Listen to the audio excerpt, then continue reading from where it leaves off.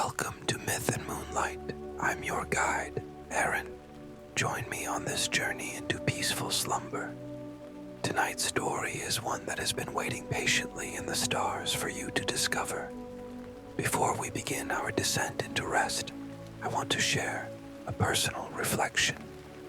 I've always found comfort in gazing up at the night sky, feeling both insignificant and infinitely connected all at once.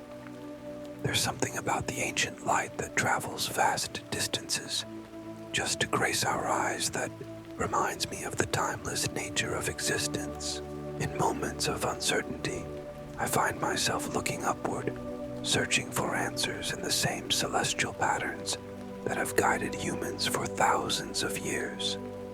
Tonight we'll explore the quiet world of an astronomer who discovers something extraordinary in an ancient observatory. As we follow this journey, we'll wander through old stone corridors, illuminated by starlight, examine celestial maps drawn by hands long gone, and perhaps discover something about ourselves along the way. The exact nature of what awaits remains as mysterious as the night sky itself, but I promise it will lead us to a place of deep rest and gentle wonder. At its heart, this story reminds us that sometimes the most profound discoveries aren't found in grand moments of revelation, but in the quiet spaces between heartbeats, in the soft glow of twilight, or in the patient observation of that which has always been there, waiting to be seen with new eyes. It speaks to our innate curiosity about the cosmos and our place within it, while honoring the wisdom that comes from stillness and contemplation. So now, I invite you to find a comfortable position wherever you are. Allow your body to be fully supported, whether you're lying in bed or resting in a favorite chair. Prepare to let go of the day's concerns as we journey together through the lost tales of the ancient observatory. Take a moment now to settle into this space we're creating together. There's nowhere else you need to be, and nothing else you need to do. This time is entirely yours, a gift you've chosen to give yourself. Have you ever noticed how your body feels when you look up at a vast night sky filled with stars?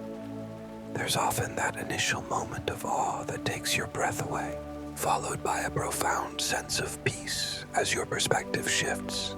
Your shoulders might drop slightly, your breath might deepen, and suddenly the concerns that felt so important begin to shrink against the backdrop of cosmic infinity. It's as if the universe itself is reminding you that you too are made of stardust, both infinitely small and cosmically significant all at once. This is the feeling we'll explore together tonight as we wander through the ancient observatory with our astronomer guide. Let's begin by bringing awareness to your physical form. Starting with your feet, notice any sensations present there. Perhaps heaviness, warmth, or gentle pressure against the bed or floor. Allow your feet to completely relax, imagining any tension melting away like morning mist under the gentle touch of sunlight. This relaxation flows upward to your ankles, causing them to feel heavy and comfortable. The warm wave of relaxation continues rising, enveloping your calves and knees, dissolving any tightness or holding. Your thighs now become heavy and soft as they release completely into the supporting surface beneath you. The peaceful feeling expands into your hips and lower back, where we often carry so much tension without realizing it. Feel these areas softening, widening, releasing.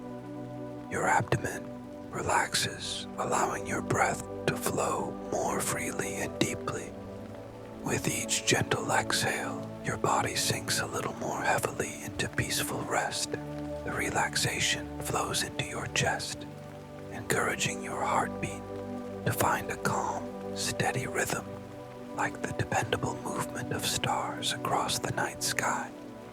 Your shoulders, perhaps holding the weight of the day's responsibilities, can now let go completely, dropping away from your ears and broadening across. This release continues through your arms, flowing like warm starlight down to your elbows, wrists, and finally to your hands and fingertips, which now feel pleasantly heavy and warm. The soft wave of relaxation rises into your neck, dissolving any tightness that might have collected there. Your jaw relaxes, allowing your teeth to part slightly. Your facial muscles soften. Your forehead smooths. Your eyebrows gentle. The space around your eyes releases. Your cheeks and mouth relaxed. Even your scalp and the base of your skull can release now, creating a sensation of peaceful floating. Take a moment to notice your breathing without trying to change anything. Simply observe the natural rhythm of your breath. Feel the cool air entering through your nose, filling your lungs, and then the warm air flowing out again. Each inhale brings fresh energy, and each exhale carries away tension and anything you no longer need to hold on to. Now, deepen your breath slightly. Inhale slowly for 4 counts. 1, 2, 3, 4. Hold briefly at the top, then exhale gradually for 6 counts. 1, 2, 3, 4, 5, 6. Feel your body becoming heavier and more relaxed with each breath cycle. Continue this gentle rhythm, allowing each breath to be a little deeper, a little slower than the one before. As you breathe, begin to visualize the setting for our journey tonight. It's twilight at the ancient observatory, built high on a mountain plateau. The stone structure stands silhouetted against the darkening sky, its circular walls and domed roof creating a perfect harmony with the horizon. The stones themselves seem to glow with a soft amber light, having absorbed the day's sunshine, and now gently releasing it as the evening cools. The air around you is perfectly still and clear, with that special quality that exists only at high altitudes. It feels clean and crisp in your lungs, refreshing and pure. You can see for miles in every direction, rolling foothills that gradually give way to distant plains, all bathed in the soft purple-blue light of approaching night. As you approach the observatory, you notice the pleasant coolness of the flagstone path beneath your feet. The stones are smooth from countless footsteps over centuries, creating a sense of connection to all who have walked this path before you. Gazing up at the same stars in wonder, the massive wooden door of the observatory stands slightly ajar, inviting you inside. As you enter, you're embraced by the comforting atmosphere within. The circular main chamber is vast, but somehow intimate, with a domed ceiling open to the sky above. The temperature is perfect, cool enough to feel refreshing, but warm enough to envelop you in comfort. You settle into a heavily cushioned observation chair that seems to have been waiting just for you. It supports your body completely, allowing you to relax more deeply. The gentle scent of old books, polished wood, and something herbal, perhaps sage or lavender, fills the air. There's also the faintest hint of something reminiscent of cinnamon and vanilla, as if someone has recently enjoyed a warm beverage here. These comforting aromas blend with the natural stone smell of the observatory itself, ancient and enduring, creating a multi-layered sensory experience that feels both new and somehow deeply familiar. You might even detect a subtle taste in the air, something mineral and clean, that speaks of high mountain springs and untouched wilderness. It's the taste of pure simplicity, of returning to something essential and true. As we prepare to enter the main narrative, consider how humans have always looked to the stars for guidance, meaning, and a sense of place. The ancient astronomers who built observatories like the one in our story understood something profound, that by patiently observing the movements above, we discover not just the patterns of the cosmos, but reflections of our inner landscapes as well. There is wisdom in this patient attention, this willingness to be still enough to notice what has always been there. Perhaps this is what our astronomer will discover too, in the quiet hours of night observation, that sometimes the most meaningful discoveries are not new stars, but new ways of seeing what has always been present. Know that whatever state of consciousness you find yourself in throughout this journey is perfect. You might remain alert and engaged with every word, or you might drift in and out of awareness, catching fragments of the story as you begin to float toward sleep. You might even fall into deep sleep within minutes. All of these experiences are welcome and valid. Your body and mind know exactly what you need, and you can trust this inner wisdom completely.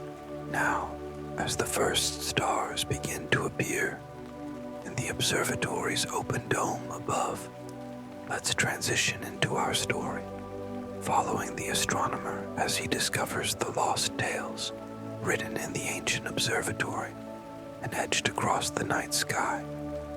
Professor Elias Thorne stood at the entrance of the ancient mountain observatory, his tall, lean frame silhouetted against the deepening twilight sky. At 63, his once dark hair had faded to a silver that seemed to capture and hold the starlight. Deep lines around his eyes spoke of decades spent squinting through telescope lenses, while the gentle set of his mouth suggested a man who smiled easily and often.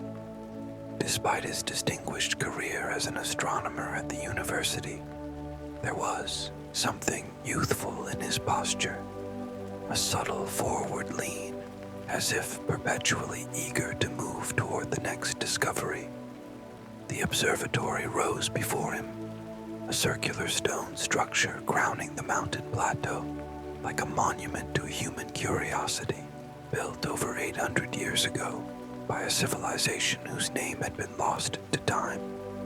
Its walls stood 12 feet high and were constructed of massive granite blocks, fitted together with such precision that not even a blade of grass could grow between them. The domed roof, partially open to the sky through an ingenious system of sliding panels, gleamed dully in the fading light. The weathered copper oxidized to a soft green blue that complemented the surrounding landscape. Around the observatory, the mountain plateau stretched in a perfect circle, as if the builders had deliberately flattened this section of the mountain to create an unobstructed view of the horizon in all directions. Alpine grasses swayed gently in the high-altitude breeze, releasing the sweet, clean scent of mountain vegetation. A few hardy wildflowers, tiny white stars against the greenery, closed their petals as day surrendered to night. The air at this elevation, nearly 9,000 feet above sea level, held a crystalline quality that city dwellers rarely experienced. It felt almost substantial as Elias breathed it in, cool and pristine, carrying the faintest hint of pine from the forests that blanketed the lower slopes. Each breath seemed to clear not just his lungs, but his mind as well, washing away the accumulated mental dust of academic politics and funding concerns that had increasingly dominated his life. In recent years, as the last direct sunlight faded from the plateau, the temperature dropped noticeably, and Elias pulled his worn leather jacket more tightly around himself. The jacket, like many of his possessions, had seen better days, but he found comfort in its familiar scent and the way it had molded itself to his body over the years. A practical man, he saw little reason to replace something that still served its purpose perfectly well. Elias checked his watch, an antique mechanical timepiece that had belonged to his grandfather, who had also been an astronomer. Its soft ticking was barely audible, yet the sound grounded him, connecting him to generations of stargazers who had marked the hours of night with similar instruments. According to his careful calculations, he had arrived precisely on time. The summer solstice sunset would provide ideal conditions for his first night of observation at this historic site. The university had been surprisingly willing to grant his sabbatical request. Perhaps they recognized the growing weariness behind his eyes, or perhaps they simply wished to make way for younger faculty members with more modern approaches to astronomy.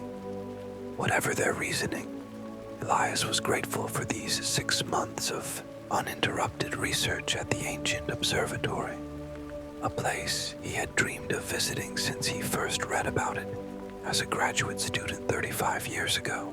Few astronomers showed interest in this remote location anymore. Modern research relied on massive radio telescopes, space-based observatories, and complex digital imaging, not ancient stone structures with primitive astronomical alignments.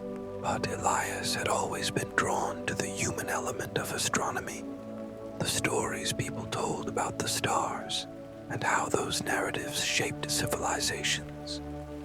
This observatory, with its rumored collection of astronomical texts and enigmatic carvings, promised insights into how an ancient culture had understood the cosmos. He approached the massive wooden door, weathered to a silvery gray by centuries of mountain weather. The iron handle, worn smooth by countless hands before his, felt cool against his palm. For a moment, he simply stood there, eyes closed, feeling the weight of history and possibility.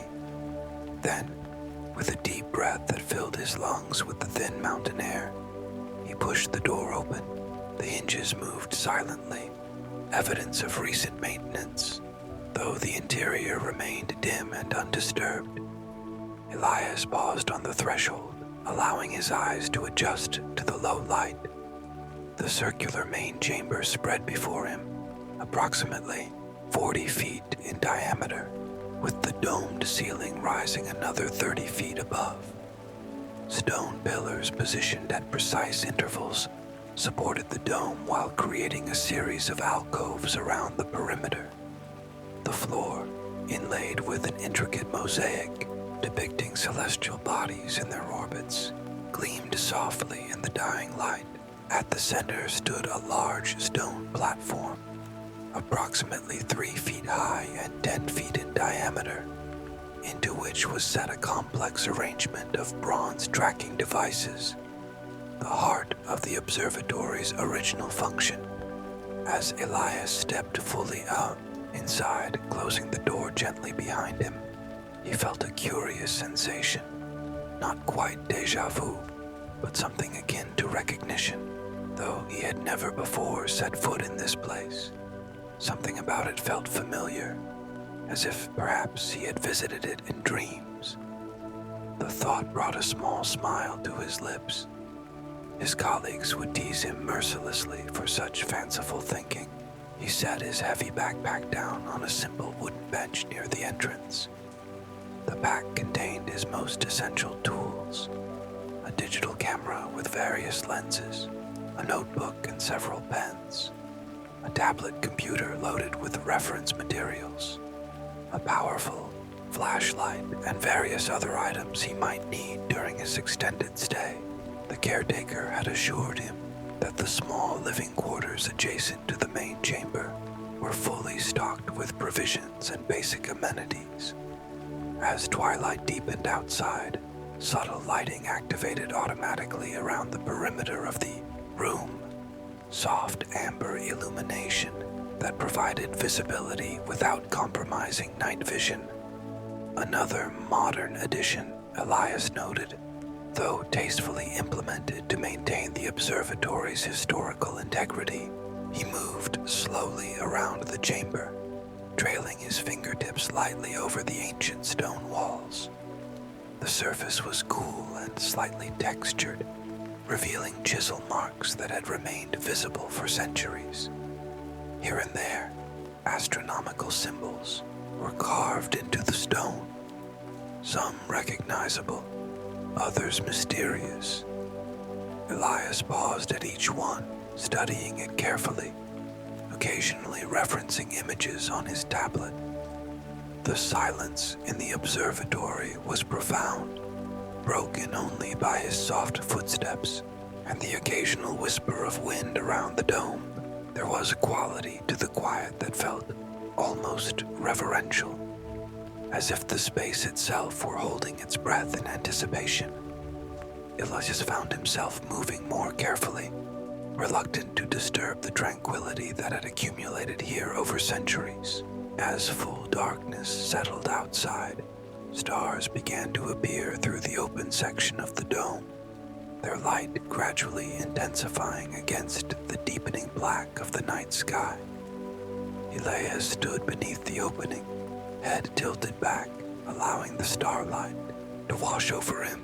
At this elevation, with no light pollution, the stars appeared not as distant pinpricks, but as vibrant, pulsing entities, some clear and bright, others softly glowing, all seeming near enough to touch. He exhaled slowly, feeling tension he hadn't even been aware of carrying melt from his shoulders. This moment of connection with the cosmos was why he had become an astronomer, not for academic recognition or the publication of papers, but for this profound sense of being simultaneously tiny and vast, momentary and eternal, in the presence of stars whose light had traveled for centuries to reach his eyes. His personal concerns seemed appropriately small, and yet his capacity for wonder felt limitless. Tomorrow he would begin his formal research, documenting the observatory's astronomical alignments, photographing the ancient markings, and studying the collection of texts reportedly housed in one of the alcoves. But tonight, his first night, he would simply observe. He would reacquaint himself with the night sky in its purest form, and allow the ancient observatory to reveal itself to him gradually, as it had to countless astronomers before him. Elias settled himself on the central platform, leaning back against a smooth section of stone that seemed almost perfectly shaped to support his spine. Above him, the stars continued their silent procession across the opening in the dome, each following the precise path it had traced for billions of years. He allowed his breathing to slow and deepen, matching its rhythm to the timeless movements overhead. In this moment of perfect stillness, Elias could almost believe that time itself had paused, that he existed in the same moment as every astronomer who had ever sat in this spot, gazing upward with the same questions written on their hearts. The thought brought him profound comfort, a sense of belonging to something vast and ongoing. He smiled softly in the darkness, feeling more at home than he had in years, and as the night deepened around him, Elias surrendered to the gentle embrace of wonder and possibility that had first drawn him to the stars so many years ago. The morning light filtered through the small window of Elias's quarters, casting a warm golden rectangle across the simple wooden floor. He woke naturally, without an alarm, his body responding to the changing light as humans had done for thousands of years before the invention of clocks. For a moment, he lay still, orienting himself to this new place that would be his home for the coming months. The living quarters attached to the observatory were sparse but comfortable. A single room with a narrow bed, a solid oak desk and chair, a small kitchenette, and a surprisingly modern bathroom installed discreetly behind what appeared to be an ancient wooden door. The stone walls were lined with bookshelves, some holding contemporary reference volumes, others laden with older texts protected behind glass doors. Elias stretched slowly, feeling the pleasant ache in his muscles from yesterday's hike up to the observatory. At 63, he remained remarkably fit, maintaining a regular exercise routine that many of his younger colleagues neglected. Still, the thin mountain air demanded respect, and he had taken the steep path deliberately, pausing often to appreciate the changing vegetation and expanding views. He rose and moved to the small copper sink, splashing cold mountain water on his face. The water here came directly from a spring higher up the mountain, and it felt incredibly soft against his skin, with a subtle mineral sweetness when he tasted it. Such simple pleasures, clean water, fresh air, silence, had become increasingly rare in his university life, where even his campus apartment never fully escaped the ambient noise of the city. After dressing in comfortable layers, the mountain weather could change quickly. Elias prepared a simple breakfast of oatmeal with dried fruits and nuts, accompanied by strong black tea. He ate standing by the window, watching as early morning mist rose from the forested slopes below, curling like smoke signals into the clear blue sky. A pair of eagles circled lazily above the tree line, riding the thermal currents with seemingly effortless grace. With breakfast finished, Elias gathered his research materials and stepped through the connecting door into the main chamber of the observatory. In daylight, the space revealed details that had been hidden in the previous evening's dimness. Sunlight, streaming through the partially open dome, illuminated the intricate floor mosaic, bringing to life its depiction of celestial bodies. What had appeared as simple circles and lines in the evening now revealed themselves as detailed representations of planets, stars, and constellations, rendered in colored stone with remarkable precision. Elias walked the circumference of the room slowly, notepad in hand, pausing to examine and document each of the alcoves set into the thick stone walls. Most contained stone benches and small writing surfaces, presumably where ancient astronomers had recorded their observations. One larger alcove housed a collection of astronomical instruments, bronze armillary spheres, quadrants, and astrolabes, all protected within glass cases, their metal surfaces gleaming softly in the morning light. In the easternmost alcove, Elias discovered what he had been most eager to find: the observatory's library. Floor-to-ceiling shelves held dozens of bound volumes and rolled scrolls, some clearly ancient, others added over the centuries by subsequent generations of astronomers. A modern climate control system had been discreetly installed to maintain optimal conditions for these fragile materials. A simple wooden table stood at the center of this alcove, with a single chair positioned to catch the natural light. On the table lay a large leather-bound ledger, the observatory's visitor log. Elias opened it carefully, noting that the most recent entry was dated nearly 2 years ago. He added his own name, date of arrival, and research purpose in neat, precise handwriting, feeling a quiet satisfaction at adding his name to this historical record. With the formal documentation complete, Elias turned his attention to the collection itself. Many of the texts were written in ancient languages he could not read fluently, though he recognized enough to identify astronomical treatises, observational records, and what appeared to be personal journals kept by the observatory's various caretakers throughout the centuries. One volume in particular caught his attention. A large book bound in faded blue leather, its spine unmarked. When he carefully opened it, he found not text, but detailed illustrations of the night sky, rendered in silver and gold ink on deep blue parchment. Each page depicted the stars as seen during different seasons and from different perspectives, with annotations in a script he didn't recognize surrounding the illustrations.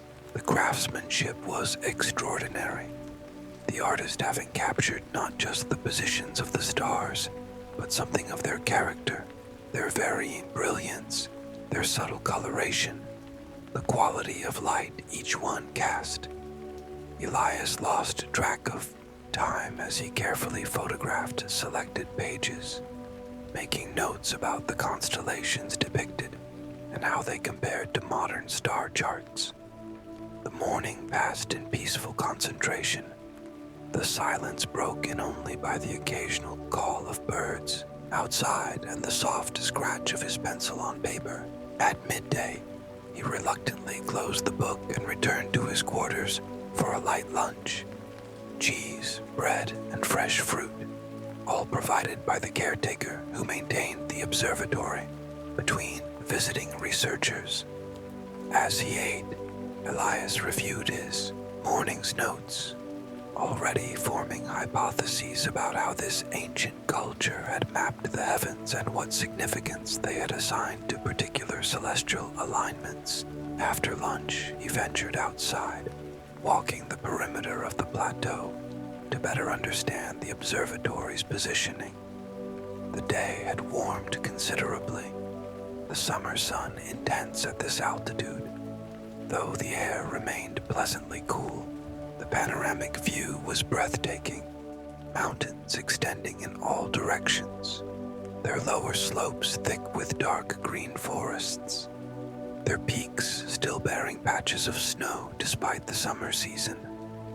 Elias noted how the observatory had been positioned to provide unobstructed views of specific portions of the horizon, particularly to the east and west, likely to track solstice and equinox sunrises and sunsets. He photographed these sightlines carefully, marking angles and distances in his notebook to compare later with the astronomical texts. Small stone markers were positioned at intervals around the plateau's edge, some carved with symbols similar to those he had observed inside the observatory. Elias documented each one, sensing that they formed part of an external observation system that complemented the instruments housed within the main building. The physical activity felt good after the morning's sedentary research. Elias had always believed in balancing intellectual work with bodily movement, finding that his best insights often came during or after periods of physical exertion. As he walked the sun-warmed stones, breathing deeply of the mountain air, he felt his mind making connections between disparate pieces of information gathered that morning. By late afternoon, Elias had completed his external survey and returned to the observatory's main chamber. The slanting sunlight now illuminated different sections of the intricate floor mosaic, revealing details that had been shadowed in the morning. He noticed how the changing light interacted with the specific elements of the design, creating what appeared to be intentional highlighting effects at particular times of day. He spent an hour photographing these light patterns, setting up his camera on a tripod and taking images at 15-minute intervals. The precision with which the ancient builders had aligned the structure to create these solar interactions impressed him deeply. This was not just a building, but a complex instrument designed to track and celebrate celestial movements through both its fixed elements and the changing play of light within the space. As evening approached, Elias returned briefly to his quarters to prepare a simple dinner of soup and bread, which he ate at his desk while reviewing the day's photographs on his tablet.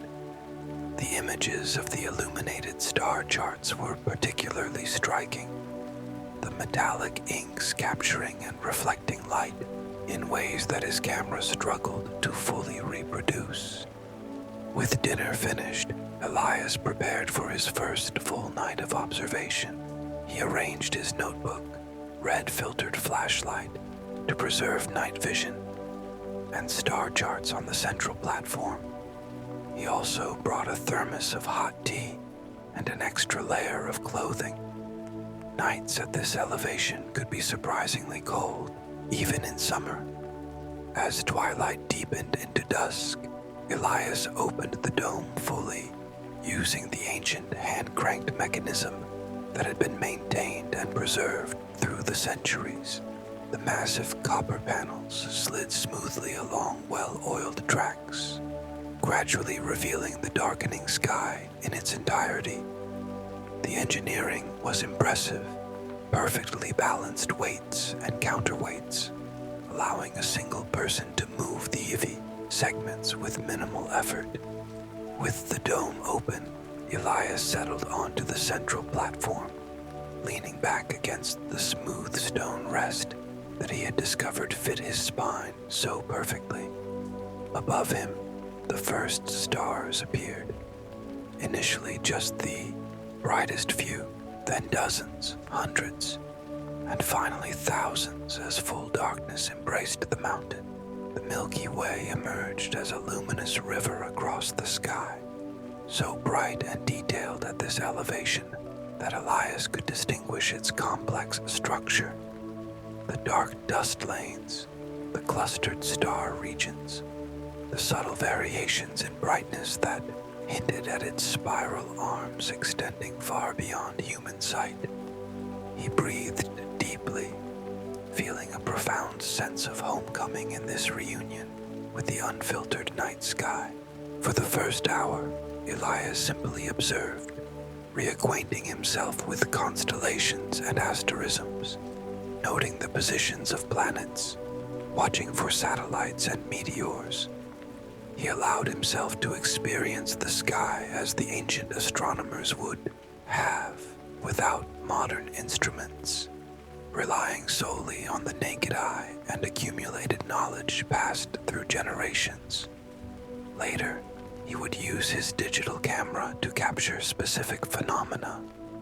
But for now, this direct communion with the cosmos was exactly what he needed. The University Observatory, with its sophisticated computer-controlled telescope and digital imaging systems, offered far more detailed views of distant objects.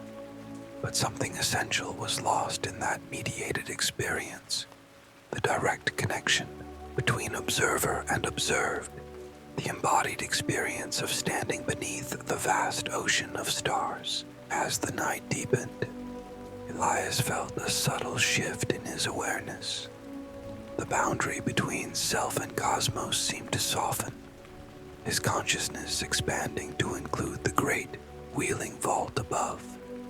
This sensation, familiar to him from other extended observation sessions throughout his career, was one he had never been able to adequately describe to colleagues who approached astronomy purely as data collection. In this receptive state, Elias began to notice something curious about the star charts he had examined earlier in the day. The arrangement of constellations depicted in the blue book didn't quite match what he was seeing overhead. The difference was subtle but definite. Certain stars appeared slightly out of position, and some constellations contained stars that weren't visible to him now, while missing others that clearly shone in today's night sky. This discrepancy could have several explanations. The charts might represent the sky as seen from a different location or during a different historical period. Star positions did change over centuries due to the precession of Earth's axis and the proper motion of the stars themselves. Or perhaps the ancient astronomer had simply recorded the sky inaccurately, despite the overall quality of the illustrations. Elias made careful notes, marking specific discrepancies to investigate further. This puzzle, comparing ancient observations with modern ones, was exactly the kind of research he had come here to pursue. He felt a quiet thrill of discovery, knowing that each such discrepancy potentially offered insight into both astronomical history and the culture that had created these meticulous records. As midnight approached, he finally rose from the platform, stretching to release the stiffness that had settled into his back and shoulders during hours of stargazing. Despite the physical discomfort, Elias felt mentally refreshed, his mind clear and focused in a way it hadn't been for months amid the distractions of university life. He made one final circuit of the observatory before retiring, noting how differently the space felt at night. The stone walls seemed to glow softly with accumulated starlight, and the mosaic floor reflected the patterns above, creating a mirrored cosmos beneath his feet. The ancient instruments in their glass cases cast complex shadows, their bronze surfaces occasionally catching and reflecting starlight in brief, golden flashes. In this nighttime incarnation, the observatory felt less like a historical research site and more like a living entity with its own awareness and purpose.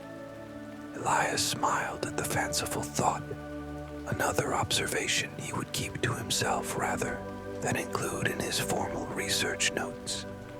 Yet, the feeling persisted as he finally made his way back to his quarters, the gentle weight of centuries of astronomical observation settling around him like a comfortable blanket.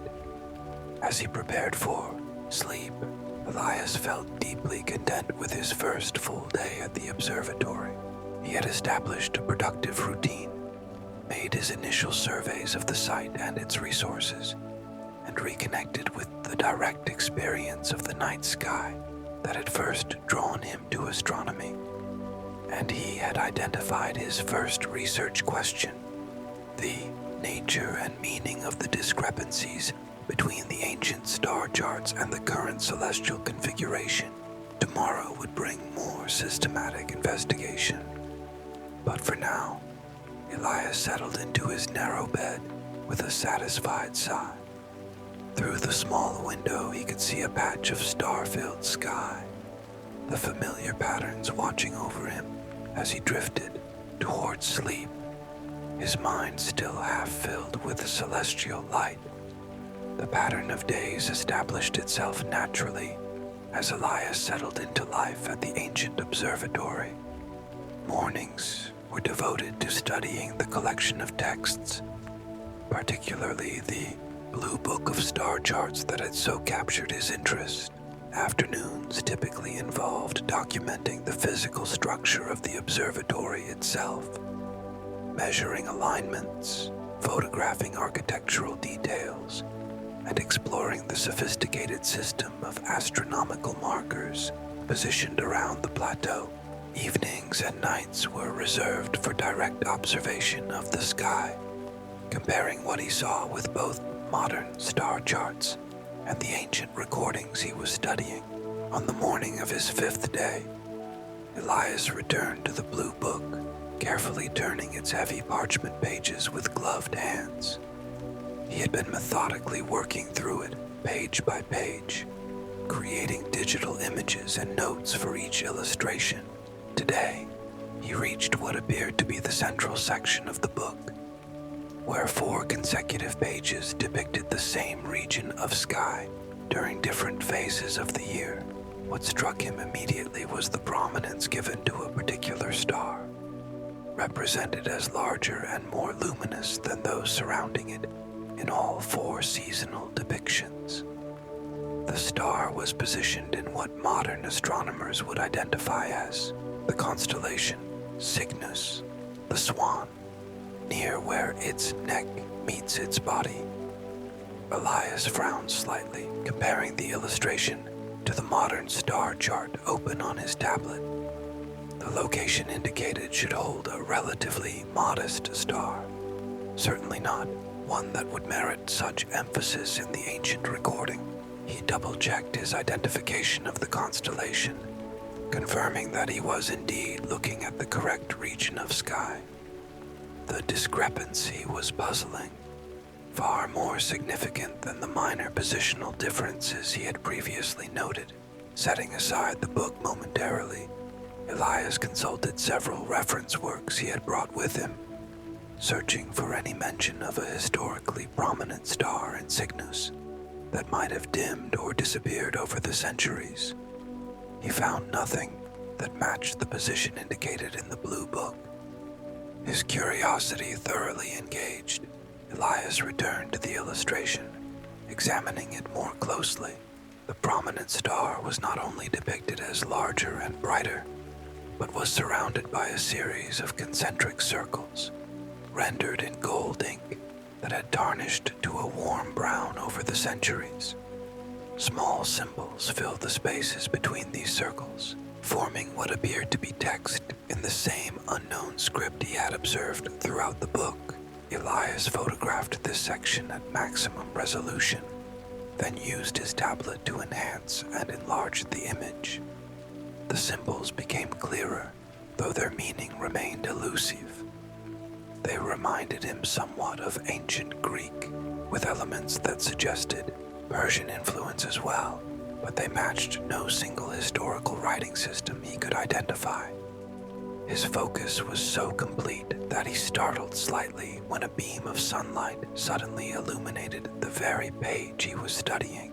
Looking up, he realized that the sun had reached a position where it shone directly through one of the small apertures in the observatory's dome, creating a precise spotlight effect on the book before him. The coincidence seemed too perfect to be accidental. Elias watched as the beam slowly tracked across the page, highlighting different sections of the concentric circles surrounding the mysterious star. The golden ink caught the light brilliantly, seeming almost to glow from within. The effect was mesmerizing, and Elias found himself holding his breath as the sunbeam completed its journey across the page, before continuing onward to illuminate a section of the stone wall. On the wall, previously unnoticed by Elias despite his careful documentation of the observatory's interior, was a small inlaid panel of the same blue stone used in the floor mosaic. The sunlight revealed delicate carved lines that appeared to match the concentric circle pattern from the book. Elias rose quickly, moving to examine this newly discovered feature.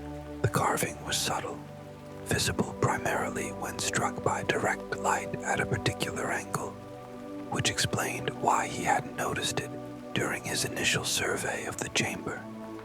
He photographed it quickly, aware that the optimal lighting would soon pass as the sun continued its arc across the sky. The timing of this discovery felt significant. The precision alignment of sunlight first with the book he happened to be studying, and then with this hidden wall panel, suggested an intentional design element, something the observatory's creators had built to reveal itself only at specific moments to those paying proper attention. Elias felt a flutter of excitement in his chest, a sensation he hadn't experienced in years. This was the kind of discovery that reminded him why he had become an astronomer in the first place. Not just to collect data and publish papers, but to connect with the wonder that humans throughout history had felt when contemplating the cosmos. As the revealing sunbeam moved on, leaving the wall panel once again subtle to the point of invisibility, Elias returned to the blue book, looking at it with new eyes.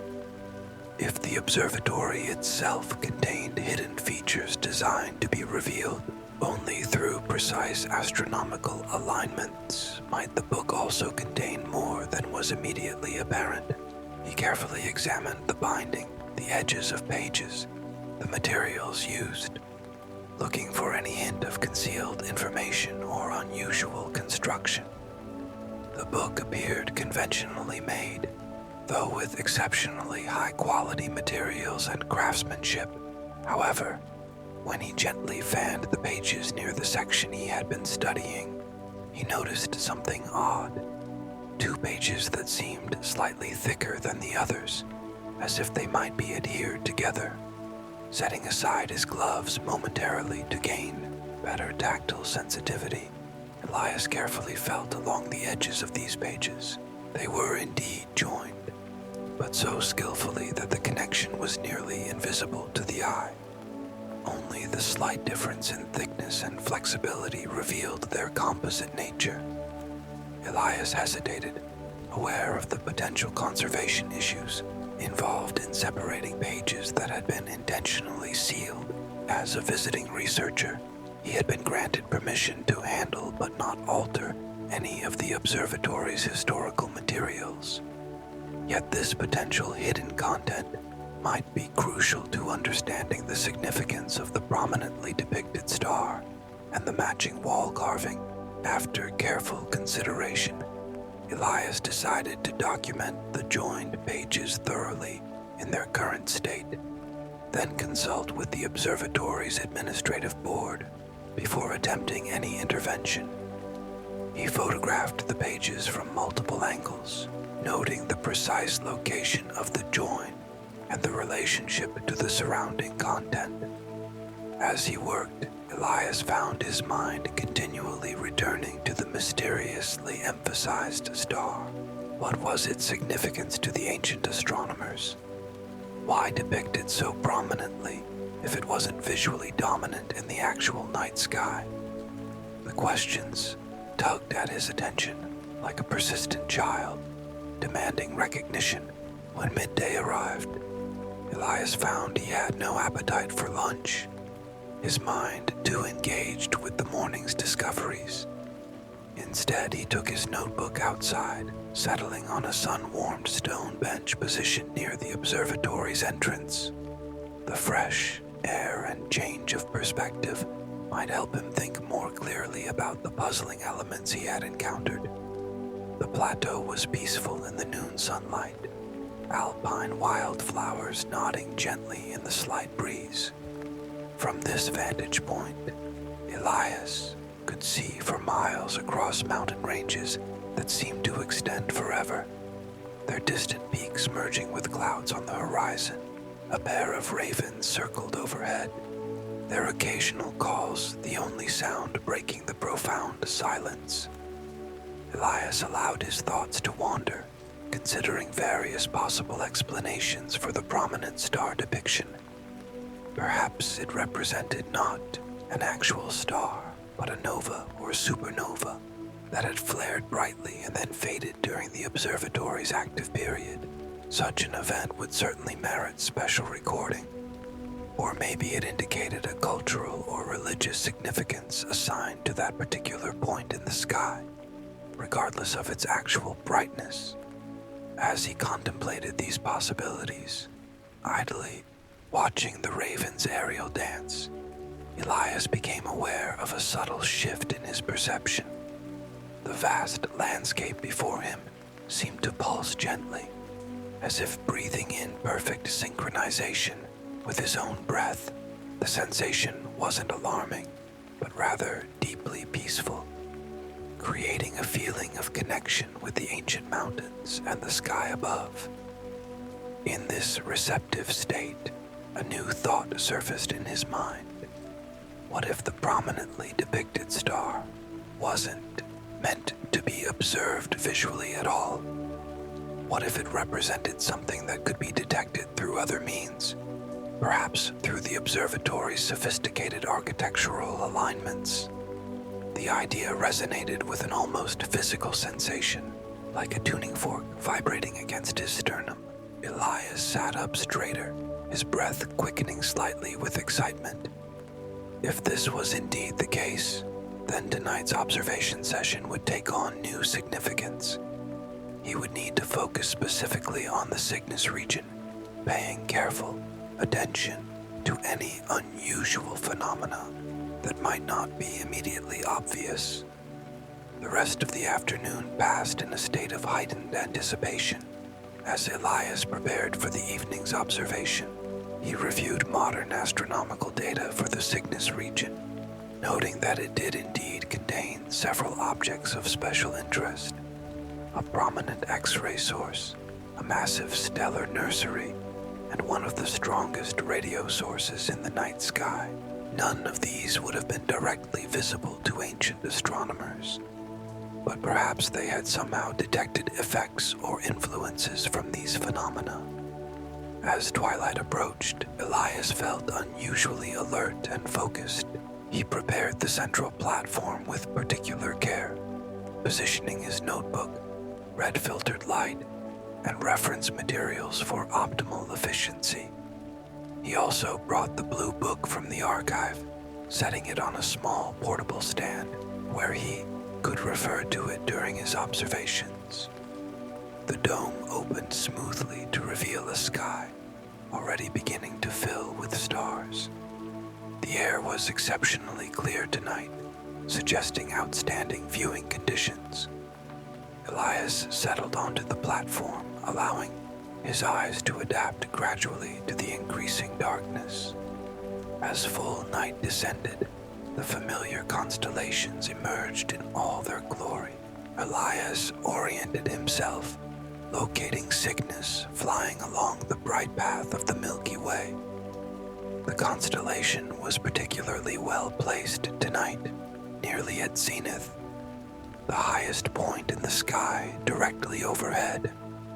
Following the pattern shown in the blue book, Elias focused his attention on the area where the mystery star was depicted.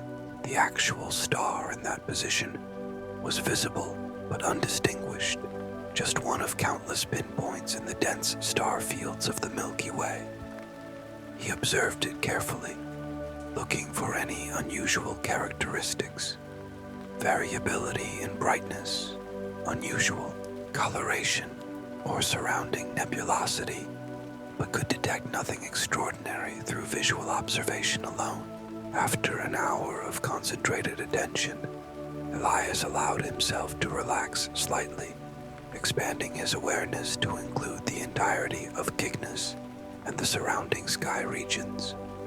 As he did so, he noticed something curious, a subtle pattern in how his eyes were naturally drawn across certain stars in the area, as if they were connected by invisible lines that gently guided his gaze along specific paths. He experimented with this sensation, allowing his vision to move naturally without consciously directing it. His eyes traced a pattern that began at the bright star Deneb at the tail of the swan, moved along its body, then deviated from the traditional constellation pattern to include several stars not normally considered part of Cygnus. The path his eyes followed seemed to create a different figure than the conventional swan, something more like a doorway or portal, with the mystery star positioned at what would be the keystone or central locking point. Intrigued, Elias sketched this alternative pattern in his notebook, connecting the stars as his eyes had naturally linked them. The resulting figure did indeed resemble an arched doorway, elegant in its proportions and somehow more harmonious than the traditional swan configuration. As he completed the sketch, Elias became aware of a change in the quality of light around him. The starlight seemed to have intensified, taking on an almost tangible presence in the observatory chamber. The stone walls appeared to be softly glowing, reflecting and amplifying the celestial illumination. Elias looked up at the stars again, focusing on the pattern he had just sketched. For a brief, disorienting moment, he had the distinct impression that the stars in this configuration were indeed brighter than they had been moments before, as if responding to his recognition of their true pattern. The sensation passed quickly, leaving Elias wondering if it had been merely a trick of perception, his eyes adjusting to the darkness, or perhaps a momentary increase in atmospheric clarity. Yet the feeling of significance remained, a sense that he had stumbled upon something important. He turned his attention back to the blue book, examining again the depiction of the mystery star, with its concentric circles and strange symbols. Looking now at his sketch of the doorway pattern, he realized that the concentric circles might represent not just emphasis, but rings of influence extending outward from this key point, perhaps indicating that its significance extended beyond its immediate location to affect the entire region. This interpretation felt right, resonating with both the visual evidence and the intuitive understanding that had been growing within him since arriving at the observatory. The ancient astronomers had recognized something about this particular configuration of stars that modern astronomy, with its focus on individual celestial objects rather than patterns and relationships, had overlooked. As Elias contemplated this possibility, he became aware of a subtle vibration in the stone platform beneath him. It was barely perceptible, more felt than heard, a gentle humming that seemed to rise from deep within the mountain itself. The sensation traveled up through his body, creating a pleasant tingling along his spine and at the base of his skull. He placed his palm flat against the stone, confirming that the vibration was real and not imagined. The frequency was constant and somehow soothing, like a very low musical note sustained indefinitely. Elias had never experienced anything quite like it during his previous nights at the observatory. Looking up at the doorway pattern of stars again, he wondered if there might be a connection, if perhaps the observatory itself was designed to resonate in response to particular celestial configurations. The idea seemed fantastic, beyond the technological capabilities ancient builders should have possessed, yet the timing of this new phenomenon seemed too precise to be coincidental. Elias remained on the platform for several more hours, alternating between focused observation of specific stars and periods of more receptive, meditative attention to the overall patterns and sensations. The vibration continued throughout, sometimes fading slightly, only to return with renewed intensity. By the time the constellation began to descend toward the western horizon in the early morning hours, Elias felt simultaneously exhausted and energized. His rational mind continued to seek scientific explanations for what he had experienced, while another part of him was simply open to the wonder of it, willing to accept that some phenomena might extend beyond current scientific understanding. As he finally closed the dome and prepared to retire for what remained of the night, Elias felt that something fundamental had shifted in his relationship with both the observatory and the sky it was designed to study.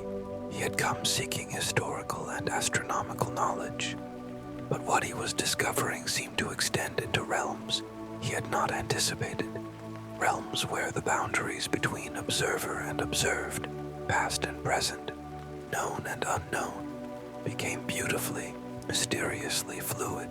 He fell asleep that night with the image of the starry doorway still vivid in his mind, the gentle vibration of the observatory stone seeming to continue in his dreams. The following morning dawned clear and bright, sunlight streaming through the small window of Elias's quarters. He woke feeling remarkably refreshed despite having had only a few hours of sleep.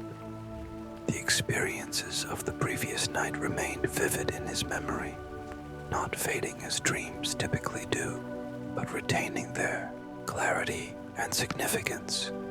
After a quick breakfast, Elias returned to the main chamber with renewed purpose. He wanted to examine the wall panel that the sunbeam had revealed, hoping to find additional clues about the mysterious star pattern. The morning light didn't illuminate the panel as the precisely angled afternoon sunbeam had done, but now that he knew its location, Elias could discern its outline, a rectangle of slightly different colored stone, about 8 inches wide and 12 inches tall, positioned at eye level in the eastern section of the circular wall. Using his fingertips, he gently traced the nearly invisible carved lines, feeling what his eyes struggled to see clearly. The pattern did indeed match the concentric circles from the blue book, with what felt like small raised symbols between the rings. At the center was a slightly depressed area about the size of a coin. Acting on intuition, Elias pressed this central point gently. Nothing happened. He tried rotating it, but it didn't move. Then, placing his palm flat against the entire panel, he felt again the subtle vibration he had experienced the night before.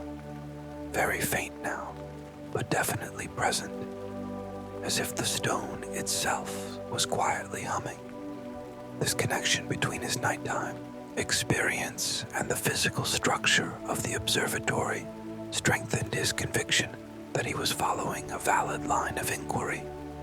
The ancient builders had embedded some kind of knowledge or technology into this place, something that responded to specific celestial alignments and perhaps to human interaction as well.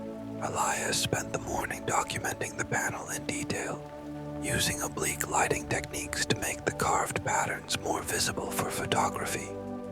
He also made a rubbing using thin paper and graphite, revealing details that were difficult to capture with a camera. As midday approached, Elias felt drawn to explore beyond the observatory itself. If the building contained hidden features, perhaps the surrounding plateau did as well. He packed a small bag with water, some food, his notebook, and camera, then set out to walk the perimeter of the plateau more carefully than he had done during his initial survey. The day was pleasantly warm, the mountain air crisp and invigorating. Alpine wildflowers created patches of color among the grasses, purple lupines, bright yellow buttercups, and delicate white edelweiss. Bees moved busily among the blossoms, their gentle humming forming a constantly shifting soundtrack to his exploration. Elias walked slowly, paying close attention to the stone markers he had previously documented, as well as to any unusual features in the natural landscape. About halfway around the plateau on its northern edge, he noticed a formation of rocks that seemed deliberately arranged. 3 upright stones positioned to frame a section of the distant view. When he stood directly behind these stones and looked through the window they created, his line of sight extended across the valley to a distinctive peak on the opposite range. The positioning seemed intentional, creating a sightline that might have astronomical significance at certain times of year. Elias carefully recorded the coordinates of this feature and the direction of the alignment it created. He would check later to see if it corresponded to any significant celestial events, such as solstice sunrises or the rising of particular stars. Continuing his circuit of the plateau, Elias discovered 2 more similar alignments, each created by strategically placed stones framing distant landscape features.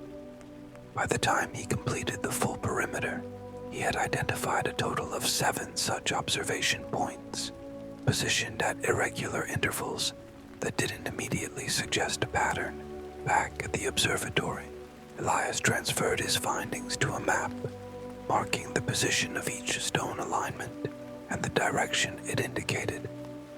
Viewing them collectively, he noticed that if lines were drawn from each observation point in the direction of its alignment, they would intersect at a location about half a mile from the observatory on what appeared to be a smaller secondary plateau extending from the main mountain mass. The precision of this convergence seemed unlikely to be coincidental. Elias checked his watch. Still early afternoon, leaving plenty of daylight for further exploration. After replenishing his water and adding a few more supplies to his pack, he set out on a narrow trail that led in the direction of the secondary plateau. The path was ancient but still discernible, zigzagging down from the main plateau before beginning a gradual ascent toward the smaller level area he had identified. The walking was more challenging than his earlier perimeter exploration, requiring careful foot placement on loose scree and occasional scrambling over larger rocks. Elias moved deliberately, aware that at his age, a twisted ankle, or worse, could create a serious situation in this remote location. The physical exertion felt good, focusing his mind and body on the immediate demands of the terrain, while allowing his subconscious to continue processing the connections between his various discoveries. The rhythmic movement and deep breathing created a meditative state similar to what he had experienced during stargazing the previous night. After about 40 minutes of hiking, Elias reached the secondary plateau, a roughly circular level area, perhaps 100 yards in diameter, extending from the main mountain mass like a natural balcony overlooking the valley. The view was spectacular, offering a panoramic vista of the surrounding mountain ranges, with the observatory clearly visible on its higher plateau to the south. The surface of this smaller plateau was covered with alpine vegetation, similar to that of the main plateau, but with one significant difference. At its center stood a circle of stones, 7 upright monoliths about 5 feet tall, positioned at regular intervals to form a perfect ring about 30 feet in diameter. Elias approached this stone circle with a sense of reverent curiosity.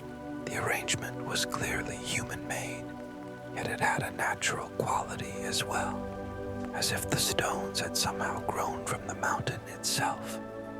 Each monolith was of the same gray-blue granite as the surrounding mountains, weathered by centuries of alpine conditions, yet still standing firmly in its appointed place.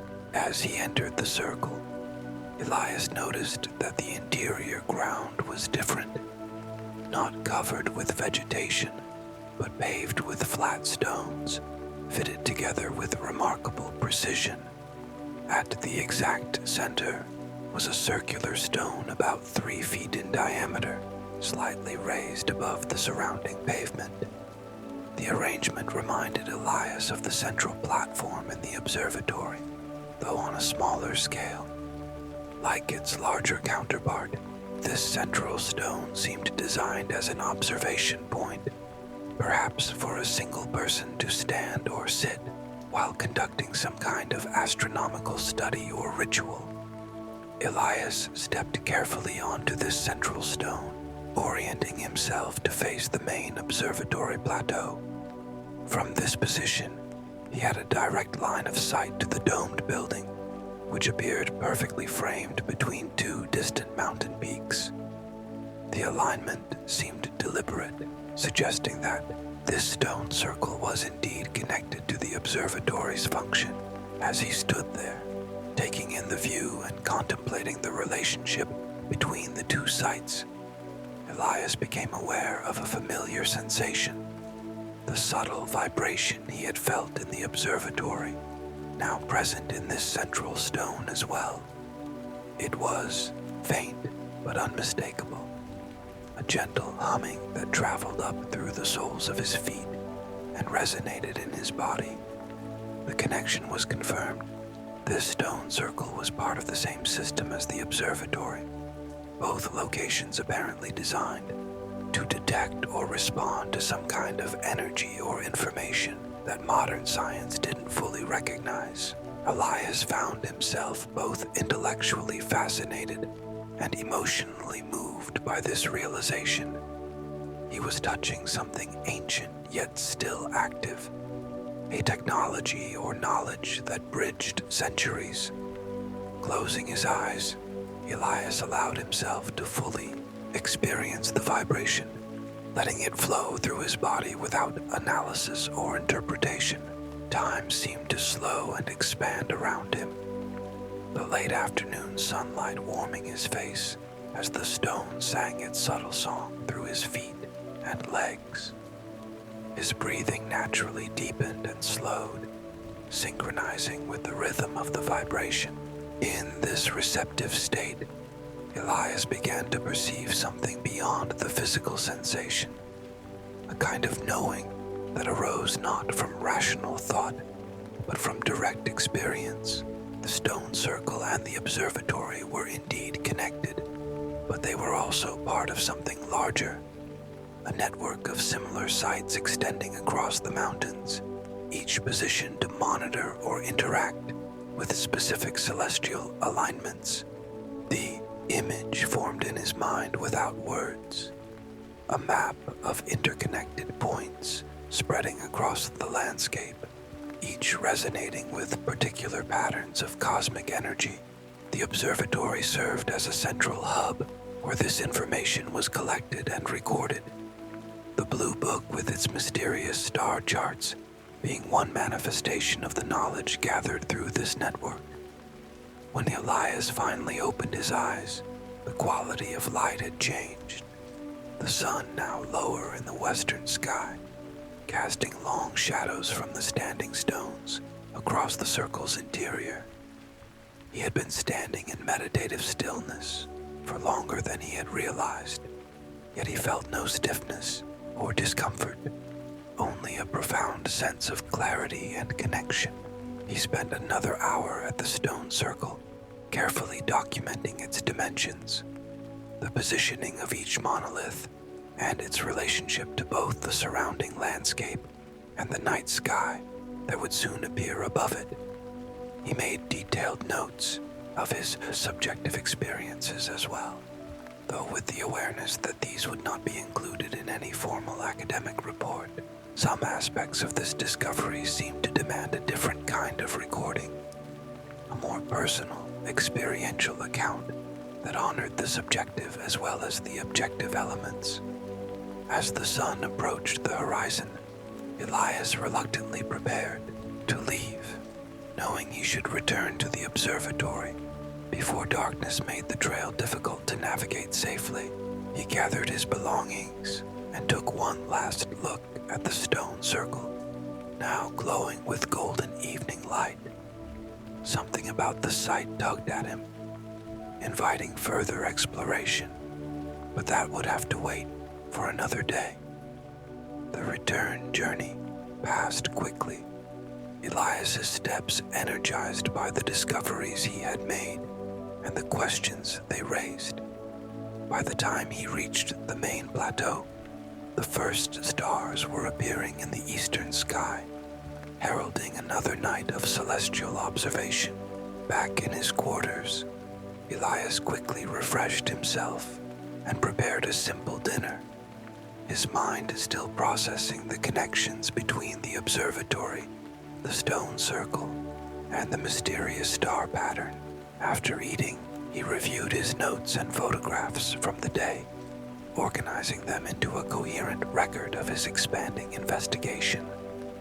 As full darkness settled outside, Elias once again entered the main chamber and opened the dome to the night sky. Tonight, his observation would have additional context, not just the star pattern itself, but its relationship to the stone circle and the larger network of alignments he was beginning to perceive. He positioned himself on the central platform, orienting his body to face north toward the distant stone circle now hidden in darkness. Above, the constellation Cygnus was again prominent, the doorway pattern he had identified the previous night clearly visible among its stars. As he gazed upward, Elias noticed that if he imagined a line extending from his location through the center of the stone circle and continuing into the sky, it would intersect almost exactly with the position of the mystery star, the unassuming, actual star that had been given such prominence in the ancient charts. The alignment was precise, suggesting that the stone circle had been positioned specifically to create this relationship with both the observatory and that particular point in the night sky. The discovery sent a thrill of excitement through Elias, another piece of the puzzle falling into place, confirming the deliberate design behind these ancient structures. As he continued his observation, the now familiar vibration began to build in the platform beneath him, gradually increasing in intensity until it was stronger than he had yet experienced it. The sensation spread through his body, creating a pleasant warmth and a subtle alteration in his perception, colors becoming slightly more vivid, sounds more distinct, his awareness expanding to encompass both precise details and the overall pattern simultaneously. In this enhanced state, Elias noticed something he had overlooked before, a faint luminosity surrounding the mystery star, barely perceptible even in the clear mountain air, but definitely present. It wasn't the typical twinkling of starlight, but something more diffuse, like a very subtle nebulosity or aura extending outward from the star itself. He blinked and shifted position slightly, checking whether the effect might be due to eye strain or some optical illusion.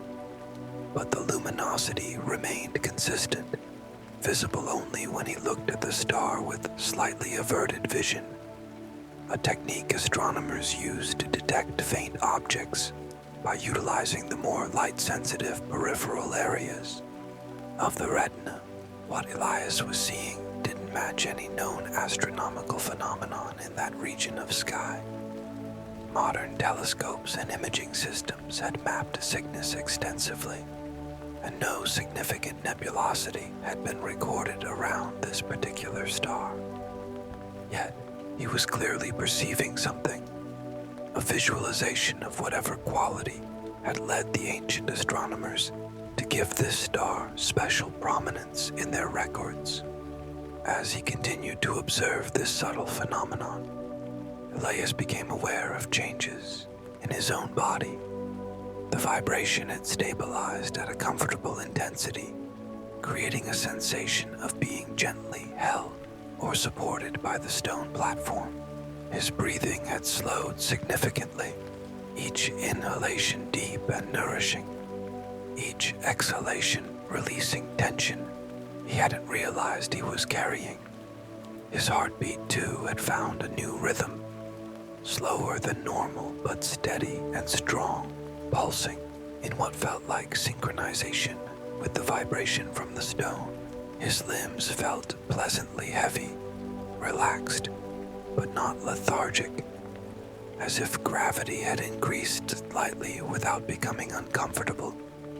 Most notably, his mind had entered a state of unusual clarity.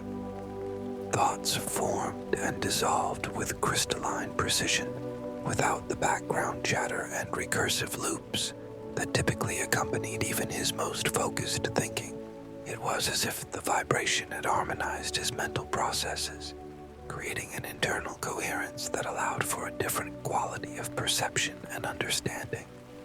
In this state, Elias continued to observe the mystery star and its subtle luminosity, allowing impressions and insights to arise without forcing conclusions.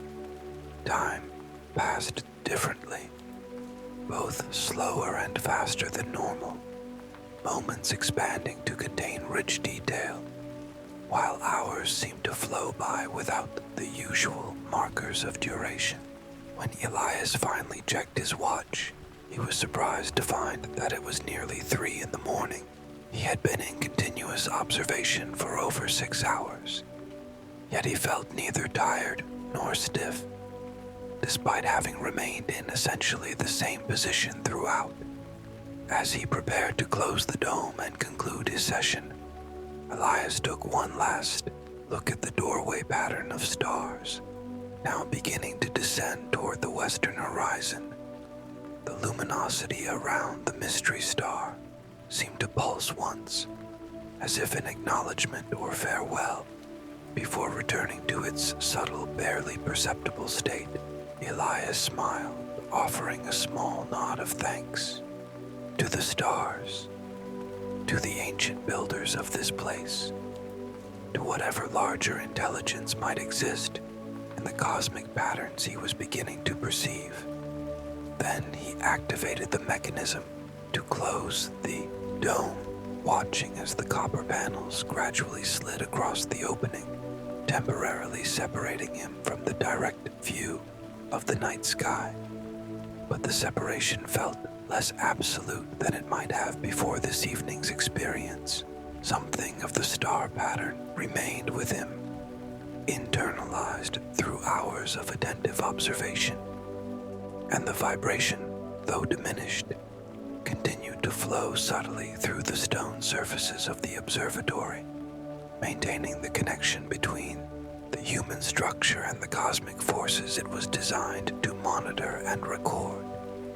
As Elias made his way back to his quarters, he felt different, not dramatically transformed, but shifted in some subtle yet significant way. His perception seemed slightly altered, his senses more acute, his internal experience more coherent and integrated.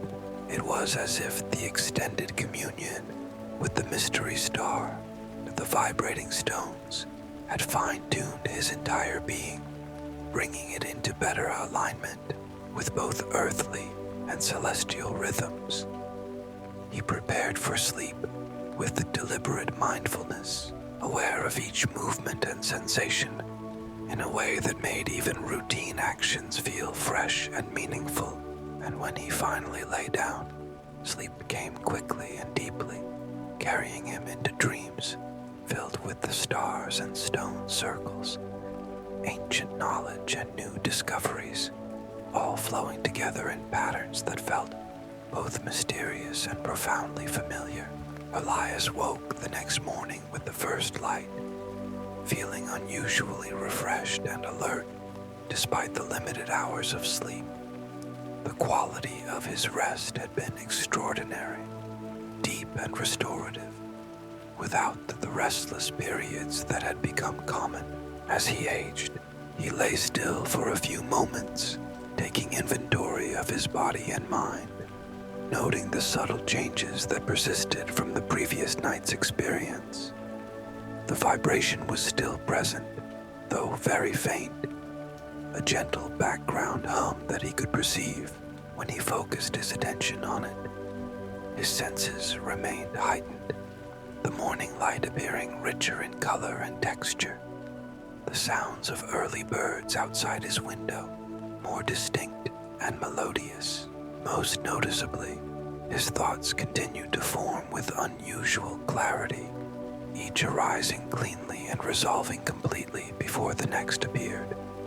After a simple breakfast that tasted more vivid than the same foods at just days before, Elias returned to the observatory's library alcove.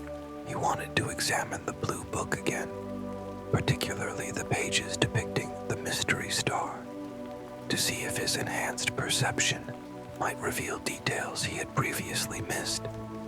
The book lay where he had left it, on the reading table beneath the east-facing window. Morning sunlight fell across its closed cover, bringing out the subtle patterns in the aged leather. As Elias reached for it, he noticed something unusual, a faint blue luminosity outlining his hands, similar to the aura he had observed around the mystery star the night before. He paused, extending his fingers and turning his hands slowly in the light. The luminosity moved with them, a subtle energy field that extended perhaps an inch beyond his physical skin.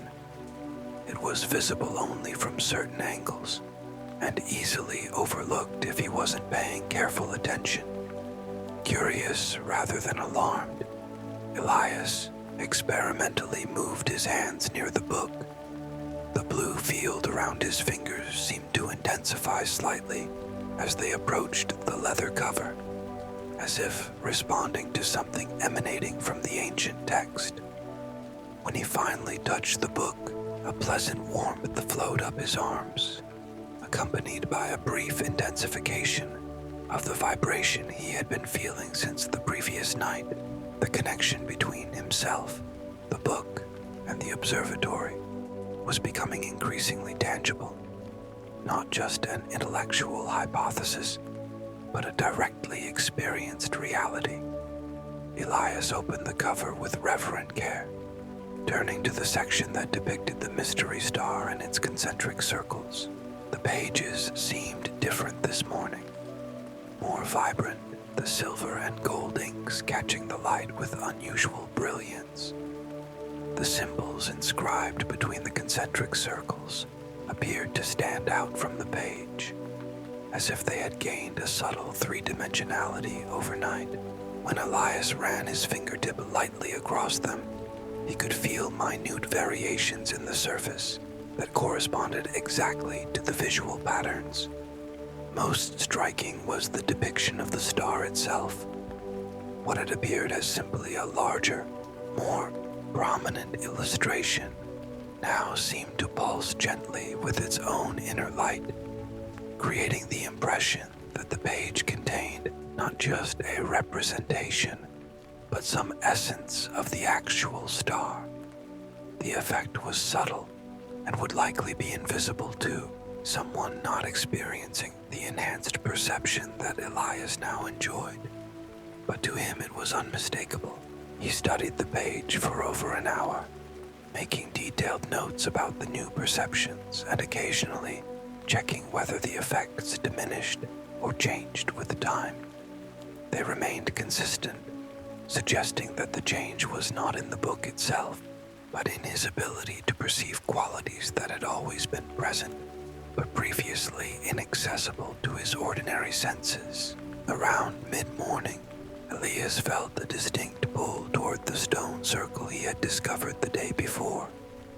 The impulse wasn't quite a thought or a feeling, but something more immediate, a direct knowing that it was time to return to that site. Without questioning the prompting, he gathered his essentials and set out along the path he had followed previously. The journey seemed easier today, his body moving with greater fluidity and stamina. The mountain air filled his lungs deeply, each breath bringing both physical refreshment and a heightened awareness of his surroundings. The colors of wildflowers appeared more saturated, the textures of rocks and vegetation more defined, the calls of birds more complex and meaningful in their patterns. When Elias reached the stone circle, he found it transformed by morning light. Sunbeams slanted across the upright monoliths, creating a pattern of light and shadow on the central paved area that had not been visible during his late afternoon visit. The pattern appeared to form a kind of map or diagram, with the shadows of the stones creating lines that intersected at specific points across the central stone. Elias stood at the edge of the circle for several minutes, observing how the shadow pattern shifted subtly as the sun continued its arc across the sky. There was a mathematical precision to the movement, suggesting that the stones had been positioned to create specific shadow alignments at different times of day and year. When he stepped onto the central stone, the vibration he had felt before intensified immediately, flowing up through his feet and resonating throughout his body.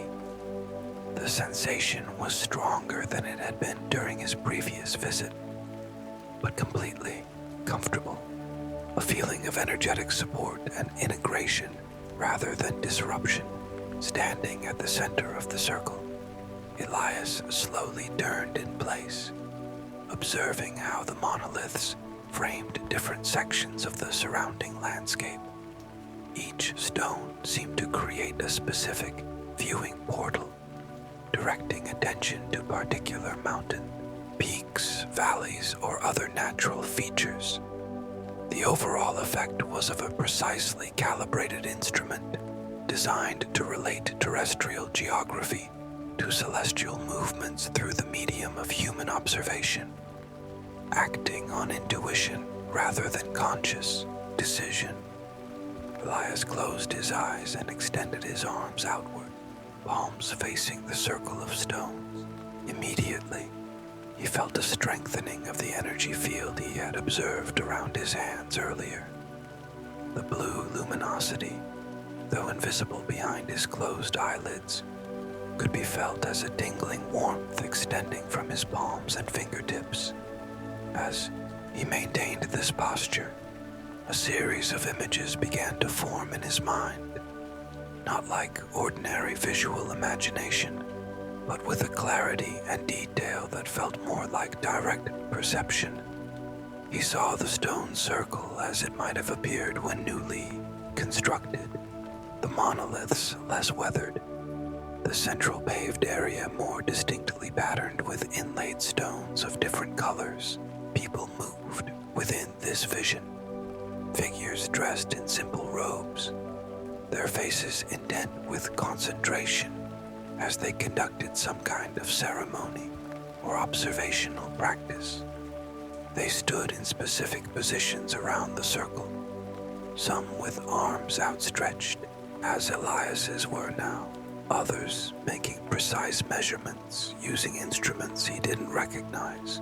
The vision shifted, showing the same site at different times, sometimes occupied by solitary observers, sometimes by small groups, the position of the sun and stars changing to indicate different seasons and times of day.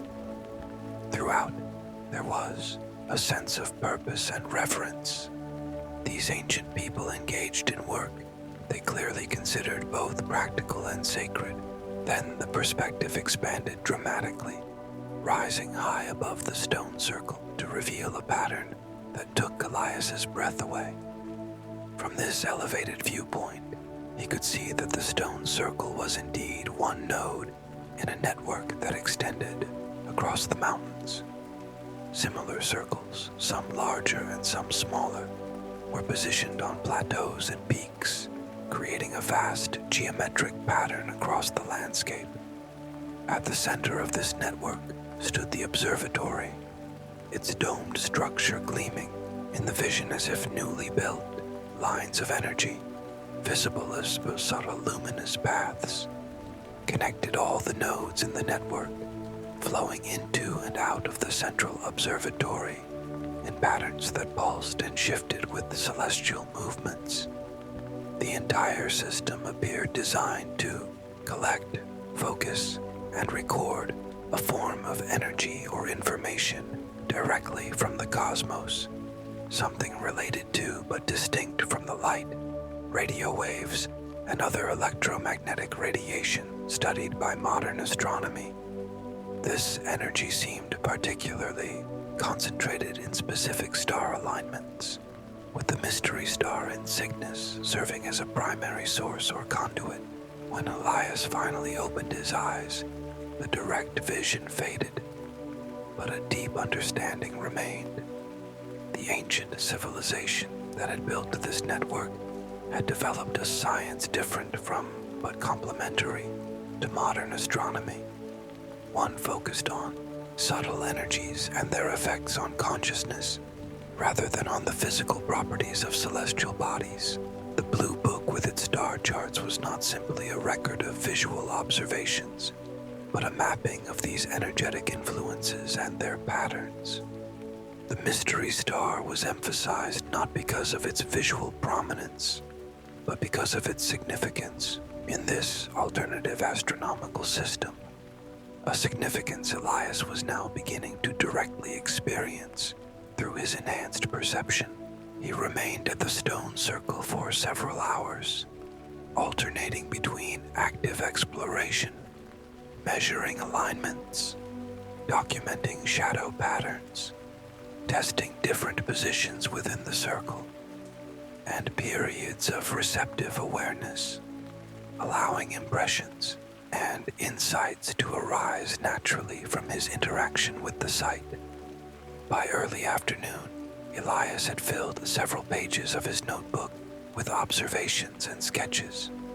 Some were conventional archaeological and astronomical notes that would be perfectly acceptable in an academic context. Others documented experiences that would be considered subjective or even mystical by his scientific colleagues. The visions, the energy sensations, the altered states of consciousness. For the first time in his professional life, Elias felt no need to separate or hierarchize these different types of knowledge. Both the objective measurements and the subjective experiences were valid data points, different but complementary approaches to understanding the complex system he was investigating. As the sun passed its zenith and began its descent toward the western horizon, Elias felt another distinct prompting, this time to visit a specific location revealed in his vision of the larger network. According to what he had seen, another node in the system should be located on a small plateau about a mile to the east of the main observatory, positioned to align with the rising of certain stars. The path to this location wasn't immediately obvious, but Elias trusted the intuitive guidance that had served him well so far. He set out eastward from the stone circle, allowing his feet to find their way across terrain that seemed increasingly familiar, though he had never physically traversed it before. The journey took him down from the first plateau, across a narrow saddle between two ridges, and then up a steeper slope covered with alpine meadow and scattered pines. The climbing was challenging but not beyond his capabilities, especially with the enhanced energy and coordination he continued to experience. After about an hour of steady hiking, Elias reached the eastern plateau, smaller than either the main observatory site or the stone circle location, but with a commanding view of the eastern horizon. Here, the pattern of the network node was different. Not a circle of standing stones, but a series of flat stone platforms, arranged in a spiral pattern that descended slightly into the earth, creating a small amphitheater-like structure. The central point of the spiral was a circular pool of clear mountain water, perfectly still and reflecting the sky above like a mirror. The pool appeared to be fed by a spring emerging from the rock beneath, its water flowing out through a narrow channel that disappeared over the edge of the plateau. Elias approached the pool slowly, sensing that it represented another form of the observational technology he was discovering, perhaps using the reflective properties of water to capture and focus the subtle energies from particular stars as they rose over the eastern horizon. When he knelt beside the pool and looked into its mirror-like surface, Elias saw not just his own reflection, but, for a brief moment, overlapping images of other faces, some appearing ancient, others more contemporary, all with the same expression of wonder and recognition that he imagined must be on his own face now. The vision faded quickly, the water returning to a simple reflection of sky and surrounding stone, but it left Elias with a profound sense of connection to a lineage of observers who had knelt at this same pool over centuries. He was not discovering something unknown, but remembering something forgotten, accessing a knowledge that had always been available, but had become obscured by the narrower focus of modern science. Settling himself on one of the stone platforms, facing east, Elias opened his notebook and began to record his observations of this new site, the spiral arrangement, the specific angles between platforms, the geometrical relationship to both the main observatory and the stone circle. All suggested a sophisticated understanding of how landscape features could be used to capture and direct the subtle energies from celestial objects. As he worked, the sun continued its westward journey, eventually disappearing behind the mountains to the west.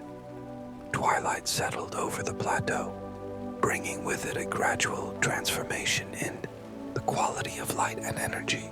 The pool at the center of the spiral began to emit a very faint luminosity, similar to but distinct from the blue aura Elias had observed around his hands and the mystery star.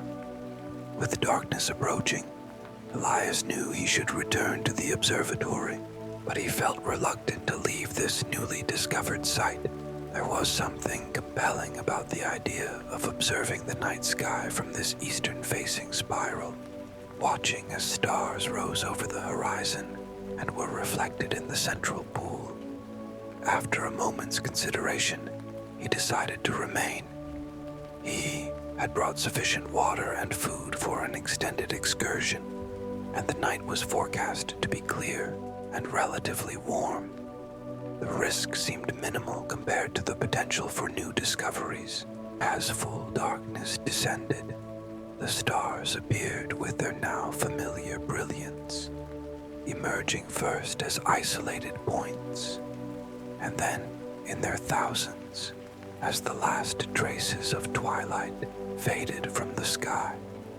From this eastern plateau, the view of the horizon was exceptionally clear, creating perfect conditions for observing celestial objects as they first rose into visibility. Elias positioned himself on the easternmost platform of the spiral, facing the horizon where Cygnus would eventually appear. As the Earth's rotation brought it into view, the central pool now glowed with a subtle blue-white light that seemed to come from within the water itself, creating enough illumination for him to see the spiral pattern clearly, without diminishing his night vision.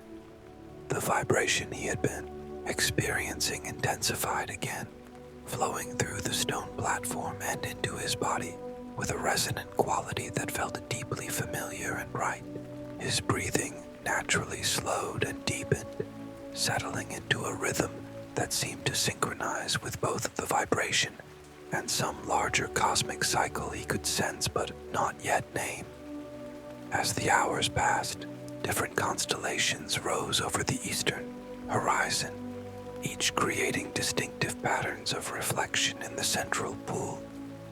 Elias observed that when certain stars became visible, the pool's luminosity would briefly intensify, as if responding to or capturing some quality from these specific celestial objects.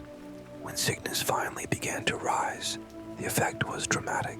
The entire spiral seemed to awaken, the vibration increasing in intensity and complexity, the pool's glow brightening significantly.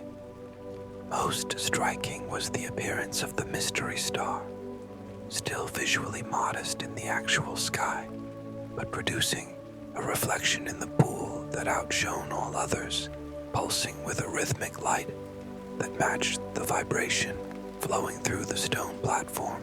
In this moment of alignment, with the mystery star rising and reflecting in the energized pool, Elias experienced another shift in perception, more profound than those that had come before. His awareness seemed to expand exponentially, extending outward to encompass not just the immediate surroundings, but the entire network of observatory sites across the mountains, each now active and pulsing with energy, in response to this particular celestial alignment. From this expanded perspective, Elias could perceive the flow of subtle energies from specific stars, particularly the Mystery Star, into the Earth's energy field through the precisely positioned nodes of the network. The ancient Observatory system was revealed as a sophisticated technology for receiving, processing, and applying cosmic energies that modern science had yet to fully recognize or understand. Most remarkably, Elias could perceive how these energies affected consciousness itself, how specific stellar frequencies could enhance certain cognitive and perceptive capacities, facilitate access to normally unconscious processes, and enable modes of knowing that transcended ordinary rational thought without contradicting it. The ancient astronomers had developed their observatories not just to study the stars in the modern scientific sense, but to work consciously with these transformative energies, to receive specific influences for specific purposes, and to maintain a balanced relationship between terrestrial and celestial forces. As this understanding crystallized in Elias's awareness, he felt a profound sense of recognition and purpose. His lifelong fascination with astronomy, his intuitive dissatisfaction with the limitations of the modern approach, his seemingly chance assignment to this remote observatory, all appeared now as steps on a path that had been unfolding with its own intelligence, leading him to this moment of remembering what humanity had once known and could know again. The experience wasn't overwhelming or disorienting despite its profundity. Rather, it had a quality of naturalness and rightness, as if Elias were simply recognizing something that had always been true, but temporarily forgotten. The expanded awareness felt like his authentic state, the limited perception he had previously accepted as normal, now revealed as unnecessarily restricted. As sickness continued to rise higher in the sky, the intensity of the experience gradually modulated, returning to a level that allowed for more conventional observation and documentation. Elias found himself able to move between the expanded awareness and his trained scientific perspective, recording precise details of timing, alignment, and phenomenology, while maintaining access to the deeper understanding that gave these details their true significance. He remained at the spiral site until the first hint of dawn began to lighten the eastern horizon, watching as the procession of stars continued their ancient patterns across the sky. The central pool's luminosity gradually diminished as night gave way to morning, returning to clear, still water that now reflected the brightening sky. As Elias finally gathered his belongings and prepared to return to the main observatory, he felt both physically tired and energetically renewed. The night of sustained observation had demanded endurance, but the quality of energy flowing through the spiral site had simultaneously nourished some deeper aspect of his being. The return journey took him back past the stone circle, which in early morning light presented yet another face of its multidimensional presence. The shadows cast by the standing stones now pointed westward, creating a pattern that complemented what he had observed the previous day. Elias paused briefly, acknowledging the sight with a sense of familiarity and respect, before continuing on to the main observatory. When he finally reached his quarters, the sun was fully above the horizon, bathing the mountain landscape in clear morning light. Elias took time for a thorough washing and change of clothes, then prepared a substantial breakfast to replenish his physical energy after the night's exertions. Despite having been awake for over 24 hours, he felt remarkably alert and focused. There was much to process and integrate from his experiences at both the stone circle and the spiral pool, and his expanded perception continued to offer insights into the nature and purpose of the ancient observatory system. As he sat at his desk, reviewing and organizing his notes, Elias realized that what had begun as a straightforward academic research project had evolved into something far more significant, both professionally and personally. He was documenting not just an archaeological site, but a forgotten science, not just astronomical history, but an alternative approach to cosmic understanding that complemented and extended modern knowledge in crucial ways. The question of how to communicate these discoveries to his academic colleagues remained open. Some aspects could be presented in conventional terms: the physical layout of the sites, their astronomical alignments, their historical significance. Other aspects, particularly his direct experiences of altered perception and expanded awareness, would likely be dismissed as subjective or unscientific by many of his peers. But for now, Elias set aside these concerns about future presentation. His priority was to continue exploring and documenting, while his access to this enhanced state of perception remained active. There would be time later to consider how best to share what he was learning with a wider audience. With this decision made, Elias returned to the main chamber of the observatory, drawn to examine the wall panel that had first revealed itself through the precisely aligned sunbeam.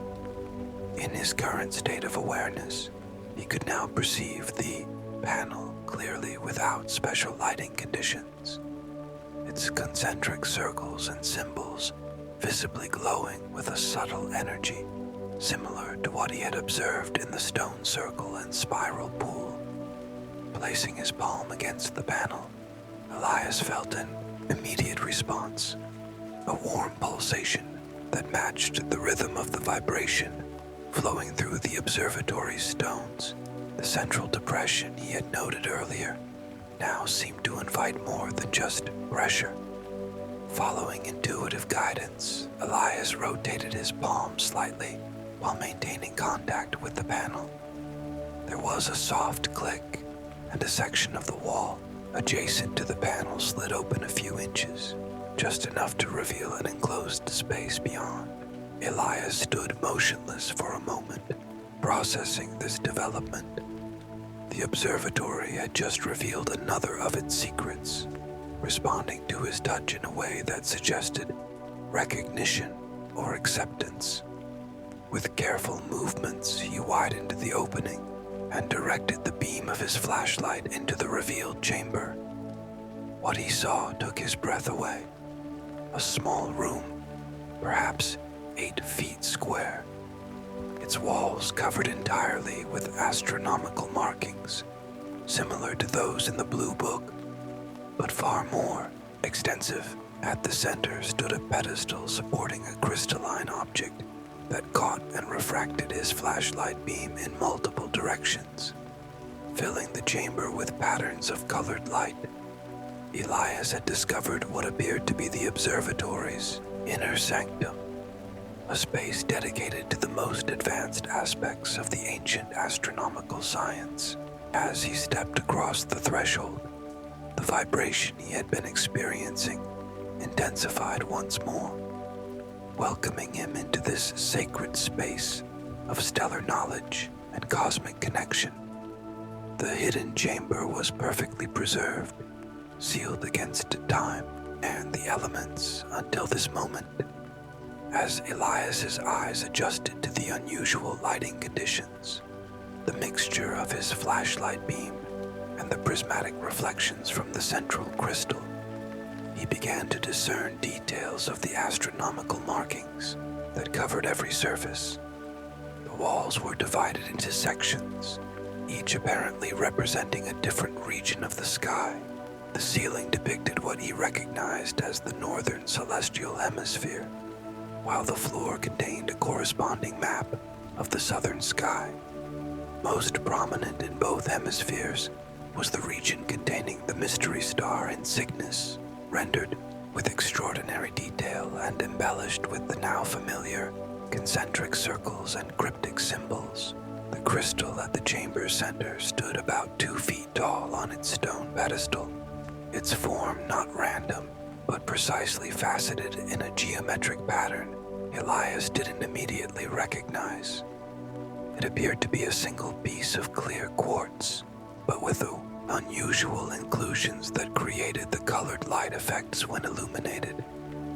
These inclusions weren't random impurities, but deliberate insertions of different mineral types, positioned to create specific refraction patterns. Elias approached the crystal slowly, aware that he was likely the first person to enter this chamber in centuries. The vibration that permeated the observatory was strongest here, emanating primarily from the crystal itself, which seemed to pulse gently with an inner luminosity even beyond what his flashlight beam created.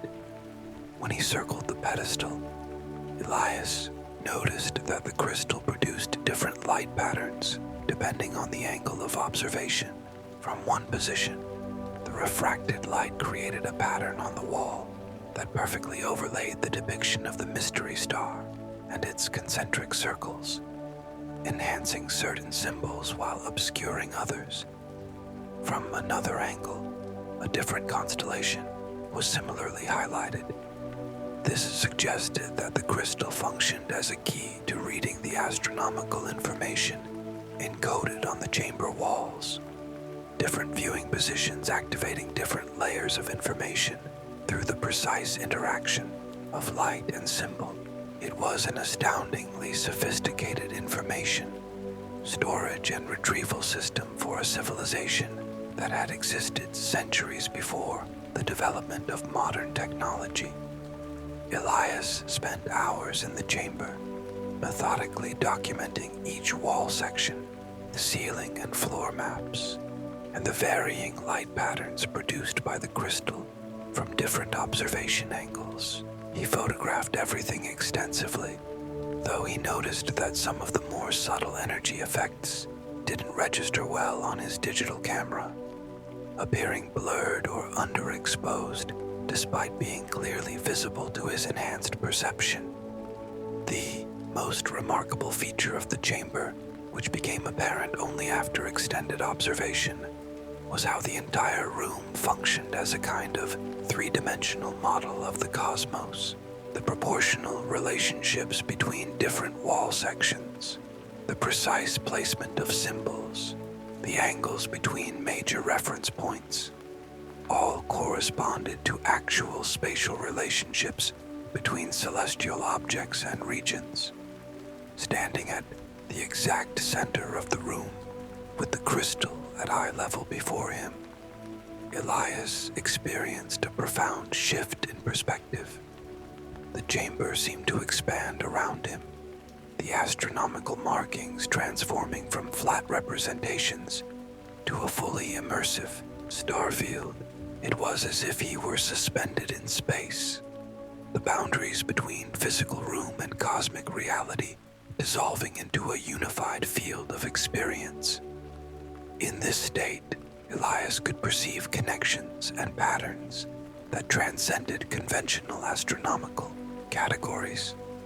Stars typically grouped into different constellations revealed relationships based on energetic resonance rather than visual proximity.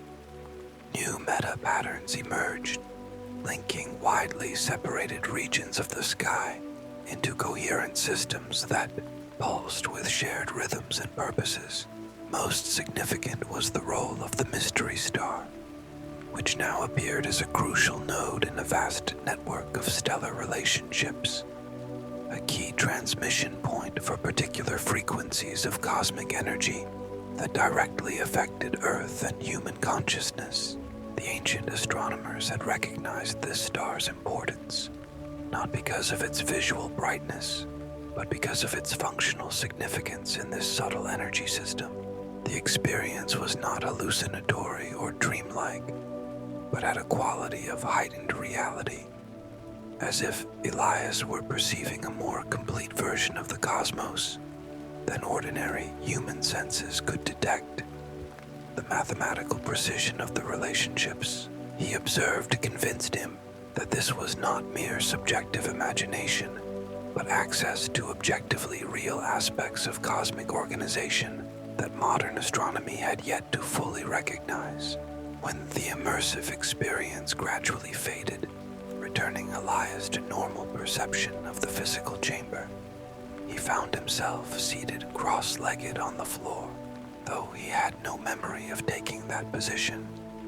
The crystal continued to pulse gently before him, now seeming more like a living presence than an inanimate object. Checking his watch, Elias was startled to discover that nearly 5 hours had passed since he had entered the hidden chamber. The time had flowed differently in his subjective experience. Both expanded in moments of detailed perception and contracted during periods of synthetic overview. Despite the extended period without food or water, Elias felt physically refreshed and mentally clear. The vibration flowing through the chamber seemed to have nourished him on some level that transcended ordinary biological needs, though he recognized that he would need to attend to those requirements soon. Before leaving the chamber, Elias approached the crystal once more, drawn to establish a final connection with this remarkable object that had facilitated such extraordinary expansion of awareness. As his fingers neared its surface, the crystal's luminosity intensified, and he felt a distinct invitation to make direct contact. When his fingertips touched the cool, smooth facets, information flowed directly into his consciousness, not as words or images, but as complete conceptual understanding. He received knowledge of how the entire observatory system functioned, how the different sites he had discovered were coordinated to receive and process stellar energies, and how human consciousness could be deliberately developed to perceive and work with these subtle forces. Most surprisingly, Elias received confirmation that he had not discovered the system by accident. At some level beyond his ordinary awareness, he had been drawn to this place by resonance, his lifelong astronomical interests, and particular quality of consciousness, making him receptive to the same stellar influences that the ancient observatory had been designed to work with. When he finally withdrew his hand from the crystal, Elias felt both humbled and expanded by this direct transmission of knowledge. The experience transcended his scientific training while simultaneously fulfilling its deepest purpose, direct understanding of cosmic realities through carefully developed perception and rigorous attention. Reluctantly, he prepared to leave the chamber, knowing he needed to rest and integrate what he had experienced before continuing his exploration. With a final glance at the crystal and the astronomical markings that now seemed alive with meaning, Elias stepped back through the hidden doorway into the main observatory chamber. To his surprise, it was night outside, the open dome revealing a sky brilliant with stars. He had entered the hidden chamber in morning light, but his hours of exploration had extended through the entire day. The transition was disorienting, but also fitting, as if the chamber existed in a space partially outside ordinary time, returning him to the world precisely when the night sky was optimally visible. The constellation Cygnus now dominated the open section of sky visible through the dome, the mystery star clearly positioned at the exact center of the opening. This perfect alignment couldn't be coincidental. The timing of his emergence from the chamber seemed orchestrated to connect him immediately with the stellar influence he had been studying. Elias moved to the central platform of the main chamber, settling into his now familiar observation position. The vibration rose to meet him, flowing through the stone and into his body with a resonance that felt like homecoming. Above, the mystery star pulsed gently, its subtle luminosity now clearly visible to his enhanced perception. For the next several hours, Elias remained in silent communion with the night sky, allowing the stellar influences to flow through him without analysis or interpretation.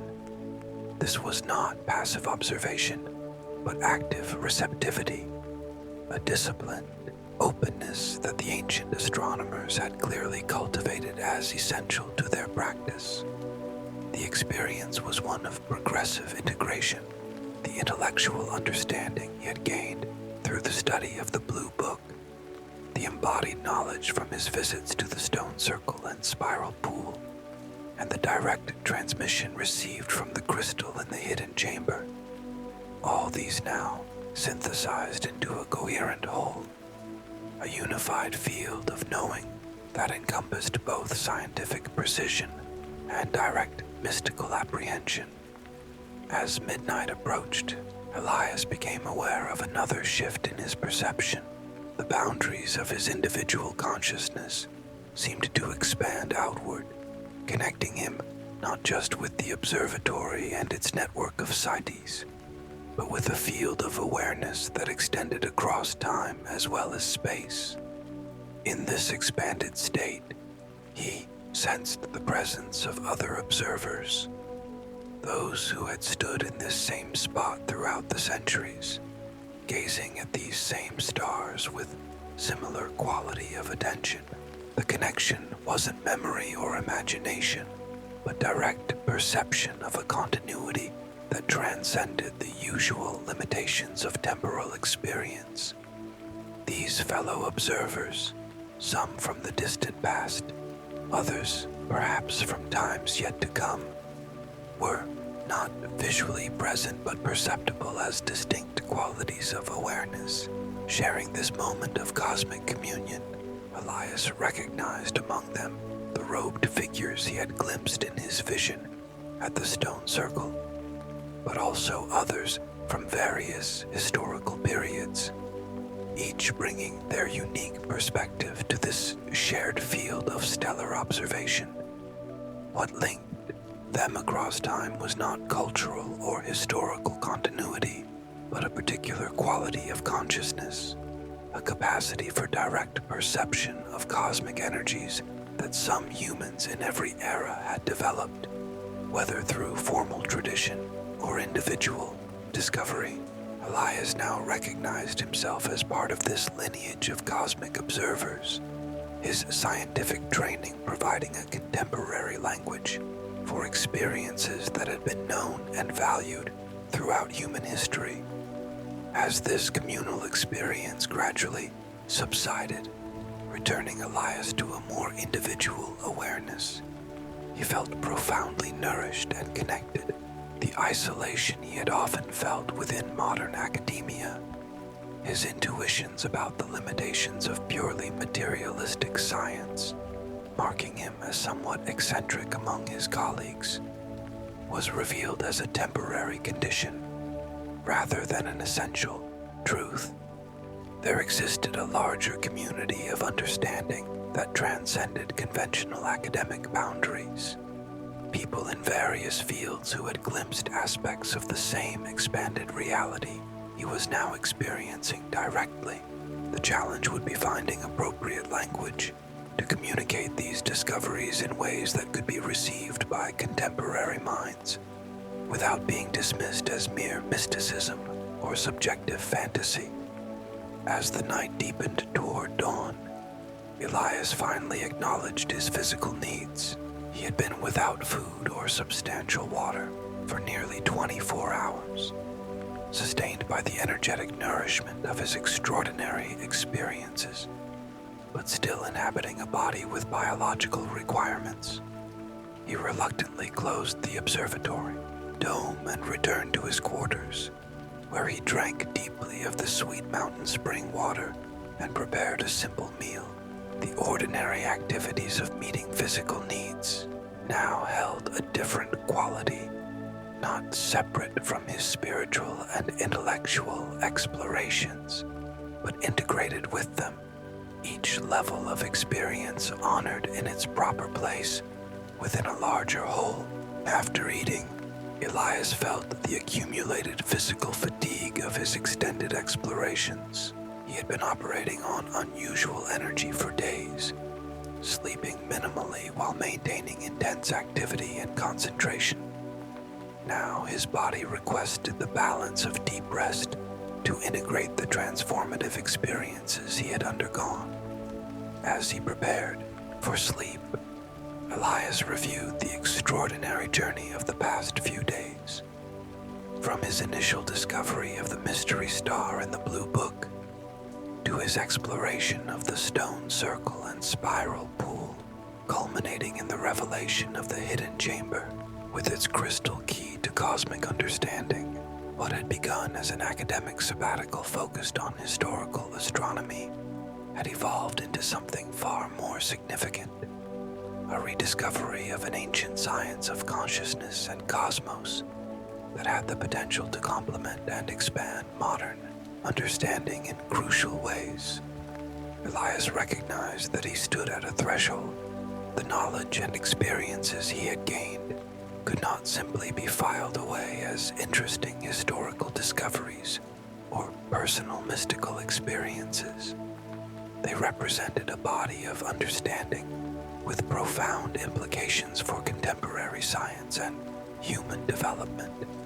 The question of how to proceed, how to document, integrate, and eventually share these discoveries would require careful consideration, but that could wait for the clarity that would come with rest.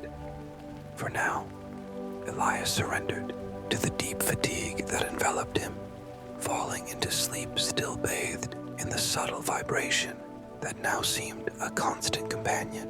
His dreams that night were extraordinary, not the usual fragmented scenarios of sleeping consciousness, but coherent journeys through stellar landscapes, encounters with intelligences that communicated through patterns of light and vibration, explorations of cosmic structures that unified scientific precision with spiritual significance. When Elias finally awoke, sunlight was streaming through his window, indicating that he had slept well into the afternoon. He felt deeply refreshed, his body restored and his mind clear. The subtle vibration and enhanced perception that had characterized his recent experiences remained present, but had stabilized at a level that felt sustainable for ongoing life and work. Rising and preparing himself for the day, or what remained of it, Elias felt a quiet certainty about his next steps. He would continue to document everything he had experienced and discovered, creating parallel records that addressed both the objectively verifiable aspects and the subjective experiences of expanded awareness.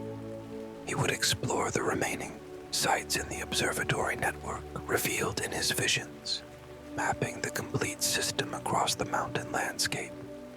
He would spend time with the crystal in the hidden chamber, learning to use it with increasing precision as a tool for cosmic understanding, and he would begin to develop language to communicate these discoveries in ways that could be received by open-minded colleagues without triggering automatic rejection.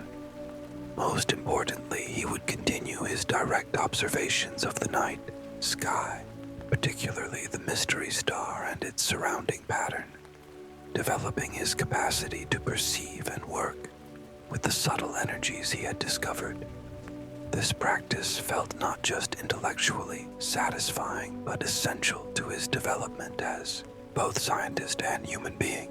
As Elias stepped outside into the late afternoon sunlight, the mountain landscape seemed transformed, not physically different, but perceived with an awareness that recognized its integration with the cosmic patterns he had been studying.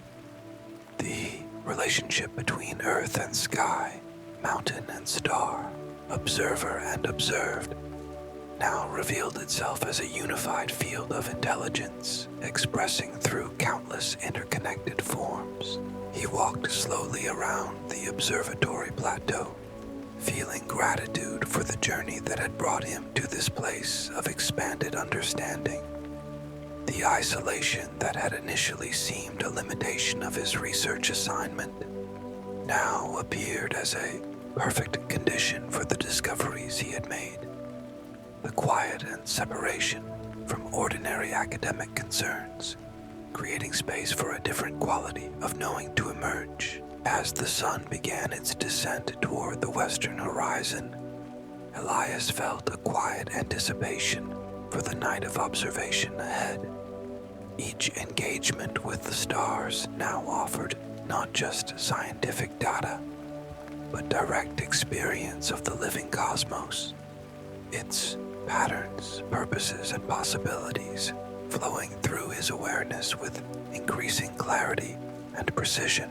In this moment of peaceful reflection, standing between day and evening at the ancient observatory he had come to recognize as home, Elias understood that he had found what humans have always ultimately sought through astronomical observation, not just knowledge of distant objects, but recognition of our essential connection with the cosmic whole, our participation in patterns of meaning that transcend, yet include, our individual existence. This understanding, at once scientifically precise and spiritually profound, felt like both a culmination and a beginning. It honored his lifetime of astronomical study while opening doors to dimensions of experience he had only glimpsed before. Whatever challenges might lie ahead in integrating and communicating these discoveries, Elias knew with quiet certainty that he had found his true path among the stars. The remaining weeks of Elias's sabbatical unfolded with a natural rhythm that balanced continued exploration with integration and documentation. Each day brought new discoveries as he visited additional sites in the observatory network. Each night deepened his direct perception of the cosmic energies flowing through the mystery star and other significant celestial alignments. The hidden chamber became a regular place of study and meditation, its crystal technology revealing layers of astronomical knowledge that merged scientific precision with a transformative experience. Elias learned to use the crystal with increasing skill, discovering how different positions, light angles, and states of consciousness could access specific information encoded in the chamber's astronomical markings. His notebooks filled with detailed observations, diagrams, and theoretical frameworks attempting to bridge ancient understanding with contemporary scientific language. Alongside these intellectual records, he maintained a personal journal documenting the subjective aspects of his journey, the expanded states of awareness, the direct transmissions of knowledge, the progressive integration of cosmic perception with ordinary life. As his scheduled departure date approached, Elias began to consider how he would translate these extraordinary experiences into forms that could be shared with others. The purely physical aspects, the observatory's construction, the network of astronomical sites, the hidden chamber with its crystal and markings, could be documented through conventional archaeological and historical methods. The subtle energy system and its effects on consciousness presented a greater challenge, requiring language that could suggest experiences beyond ordinary perception without triggering the automatic skepticism of materialist science. Elias determined to approach this aspect through carefully designed experiments that could demonstrate measurable effects of stellar influences under specific conditions. building evidence for phenomena that most colleagues would initially dismiss as subjective or imaginary. On his final night at the observatory, Elias prepared for a culminating observation session. He had come to recognize that the mystery star and its surrounding pattern would reach optimal alignment at midnight, positioned directly above the observatory dome, in perfect conjunction with several other significant stars identified through his studies of the Blue Book and Hidden Chamber.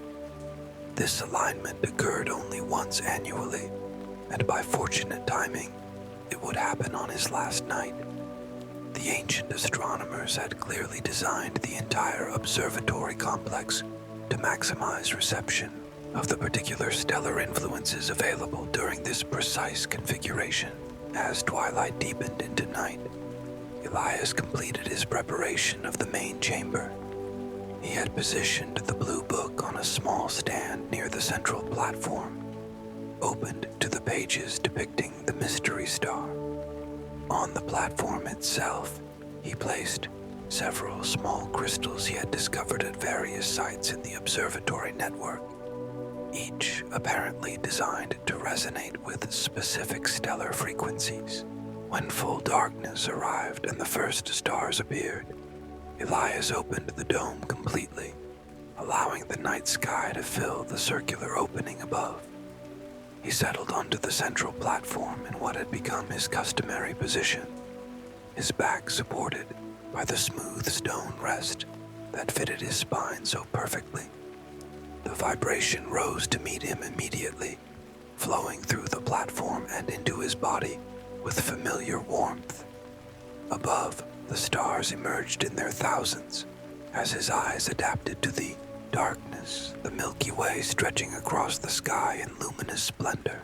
As midnight approached, Elias observed the gradual movement of Cygnus toward the zenith position directly above the observatory dome.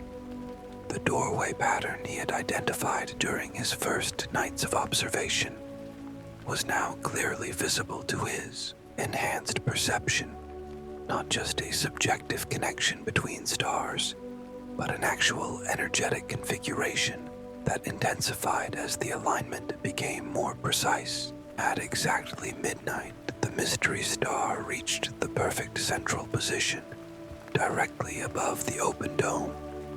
In that moment, several remarkable phenomena occurred simultaneously. The vibration flowing through the observatory intensified dramatically, creating harmonics that Elias could now perceive as distinct tones, a cosmic music of mathematical precision and extraordinary beauty. The Blue Book on its stand began to glow softly, the silver and gold inks of its star charts capturing and amplifying the stellar light streaming through the dome. Most strikingly, the small crystals on the platform activated in sequence, each emitting a subtle colored light that corresponded to particular stars now perfectly positioned in the alignment. Together they created a miniature reflection of the cosmic configuration above, a physical manifestation of the principle, as above, so below, that connected macrocosmic patterns with their earthly counterparts. Elias remained completely still, allowing these phenomena to flow through his awareness without disturbance. His breathing naturally slowed and deepened, synchronizing with the pulsation of light from the mystery star. His heartbeat found a complementary rhythm, creating a bodily resonance with the cosmic patterns unfolding above and around him.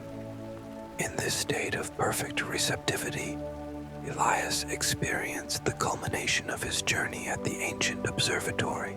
His consciousness expanded beyond individual limitations, merging with the larger field of awareness that connected all observers across time who had witnessed this same celestial alignment from this same location. The experience was not one of losing identity, but of recognizing its larger context. The individual self revealed as a focal point of cosmic awareness, a unique perspective within a unified field of intelligence that expressed through both stellar patterns and human consciousness. This recognition came not as abstract philosophy, but as direct experience, as immediately real as the stone beneath him and the stars above. Within this expanded state, Elias received what felt like a final transmission from the observatory system, an integration of everything he had learned through his weeks of exploration and study. The knowledge came not in words, but in complete conceptual understanding, encompassing both the practical operation of the observatory network and its larger purpose within human development.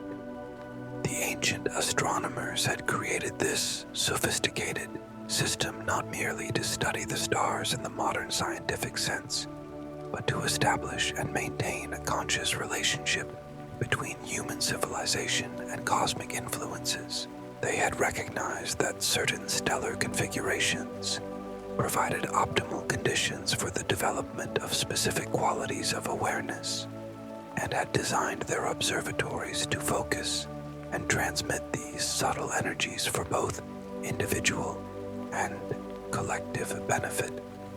This wasn't superstition or primitive religion, but a sophisticated science of consciousness that complemented their precise observations of celestial mechanics. The observatory functioned simultaneously as astronomical instrument, educational institution, and transformative technology, all unified by an understanding of reality that didn't separate physical phenomena from consciousness or scientific precision from spiritual development. As the midnight alignment gradually shifted, the stars continuing their eternal procession across the sky, the intensity of the experience gently diminished. The crystals on the platform ceased their luminous display. The vibration returned to its more subtle background level, and Elias's awareness gradually recentered in his individual perspective. Yet something essential had changed. The expanded perception he had been experiencing in episodes throughout his stay had now stabilized as a permanent capacity, not constantly at the foreground of awareness, but available whenever he chose to access it, like a new sense that had been fully integrated with his existing faculties. Elias remained on the platform until the first hints of dawn began to lighten the eastern sky.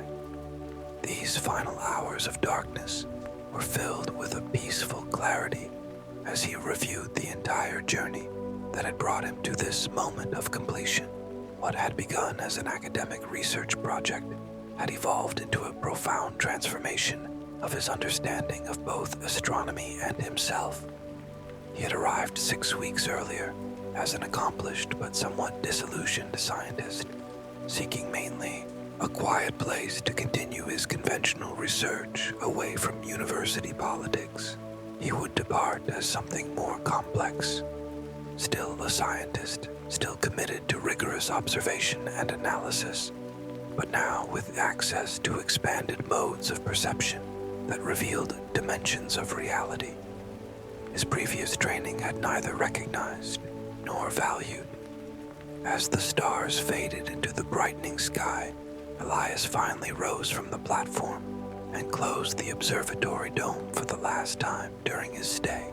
The familiar mechanism operated smoothly under his hands, the copper panels sliding along their tracks to seal the opening until the next observer would come to witness the celestial patterns.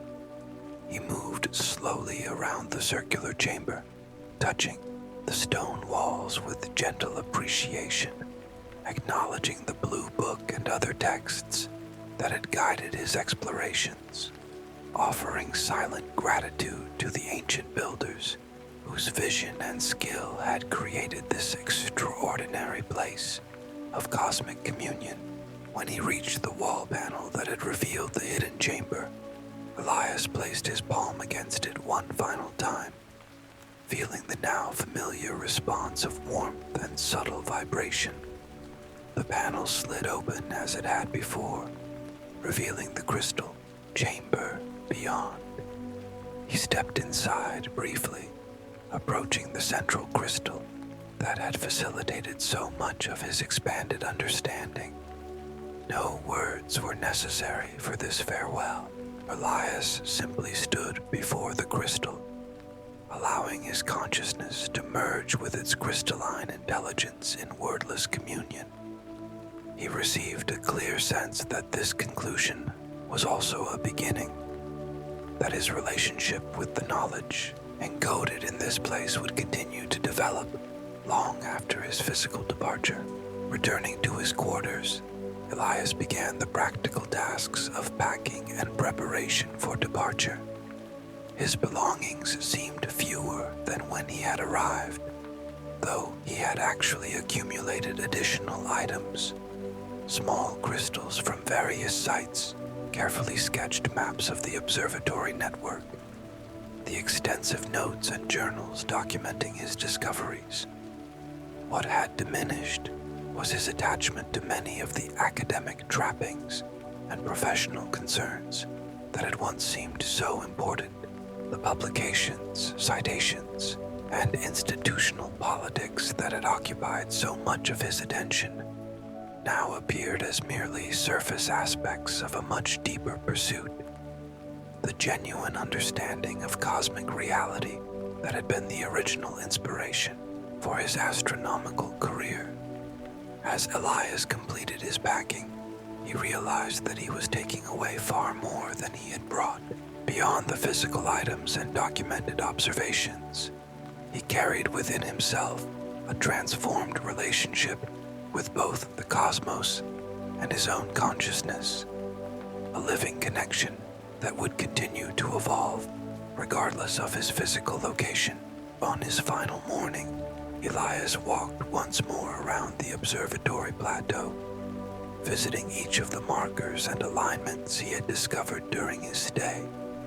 The mountain landscape spread before him in crystalline clarity, the distant peaks and valleys now recognized as integral components of the larger system that connected Earth patterns with celestial configurations.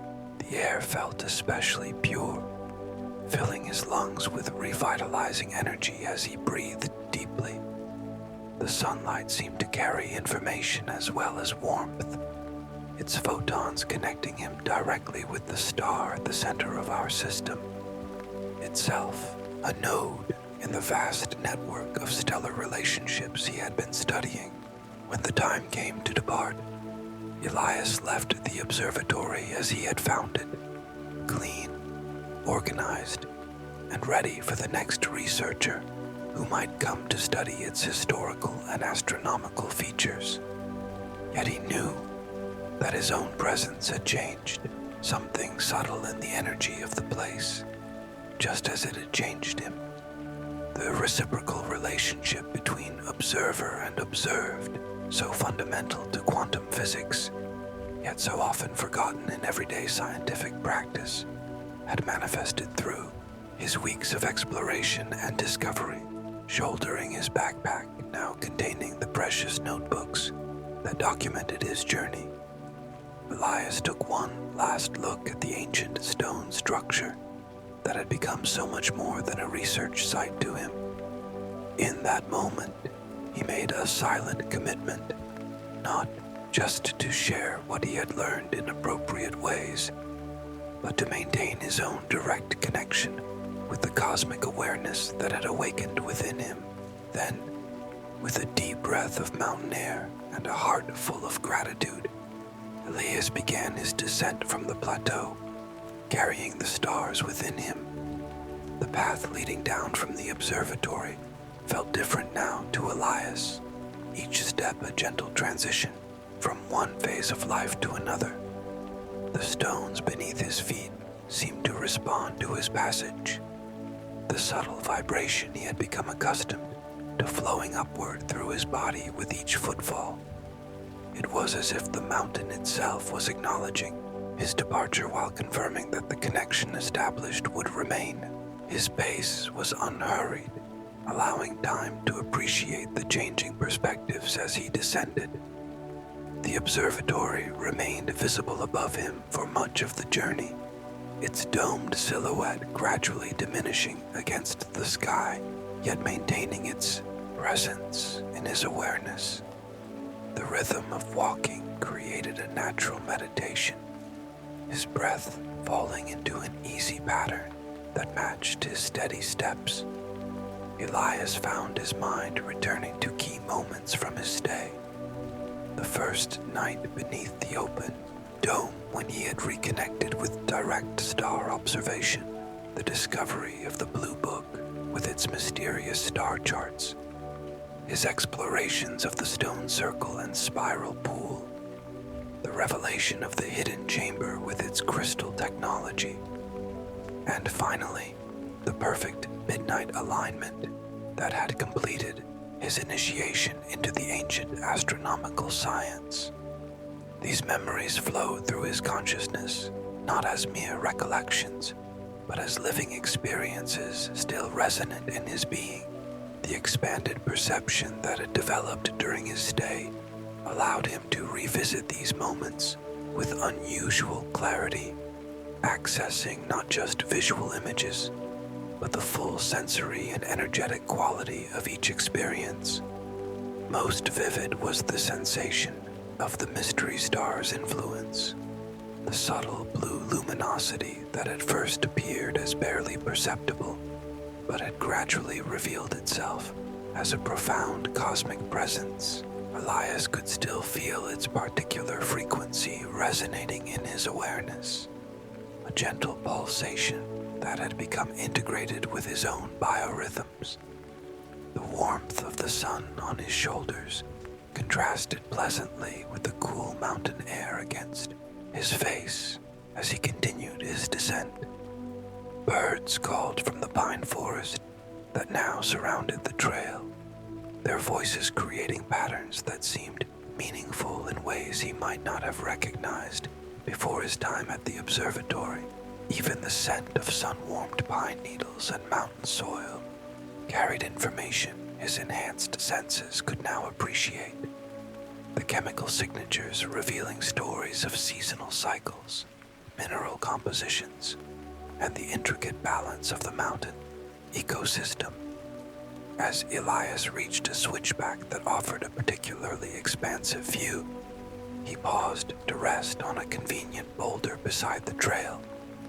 From this vantage point, he could see not only the observatory plateau above, but also the extended landscape below, rolling foothills gradually giving way to distant plains that stretched toward the horizon. The perspective reminded him of the multi-dimensional awareness he had experienced during his stellar observations, the ability to perceive both immediate details and vast patterns simultaneously.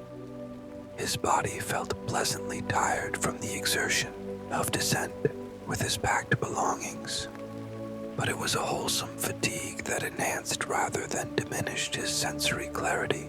The stone beneath him radiated a gentle coolness through his clothing, while the sun continued to warm his face and hands. These simple physical sensations grounded his awareness, even as his mind remained open to the expanded perspectives he had gained. Breathing deeply, Elias consciously integrated these different levels of experience: the physical body with its immediate sensations, the emotional contentment of a journey well completed, the intellectual satisfaction of discoveries made, and the spiritual recognition of his place within a living, conscious cosmos. The integration wasn't a mental exercise, but a whole being experience, each breath drawing these aspects into greater harmony. As his breathing slowed and deepened, Elias found himself naturally entering a meditative state, similar to what he had experienced at the observatory. The boundary between inner and outer softened, allowing the mountain landscape to flow into his awareness as his consciousness expanded outward. In this receptive condition, he could perceive the subtle energy patterns of the land, the flowing currents beneath the surface, the relationship between geological formations, and the subtle vibrations he had studied. Most surprising was his continued perception of the stellar influences. Even in daylight, with the stars hidden by the blue sky above, the relationship between star and earth, he now understood, didn't depend on visual observation, but existed as an ongoing energetic connection, continuously influencing terrestrial patterns, whether perceived by human consciousness or not. What his time at the observatory had given him was not the creation of these relationships, but the capacity to perceive what had always been present. This understanding brought a deep sense of peace, a recognition that the expanded awareness he had discovered wasn't dependent on the special conditions of the observatory, but was an inherent human capacity that could be developed and maintained anywhere.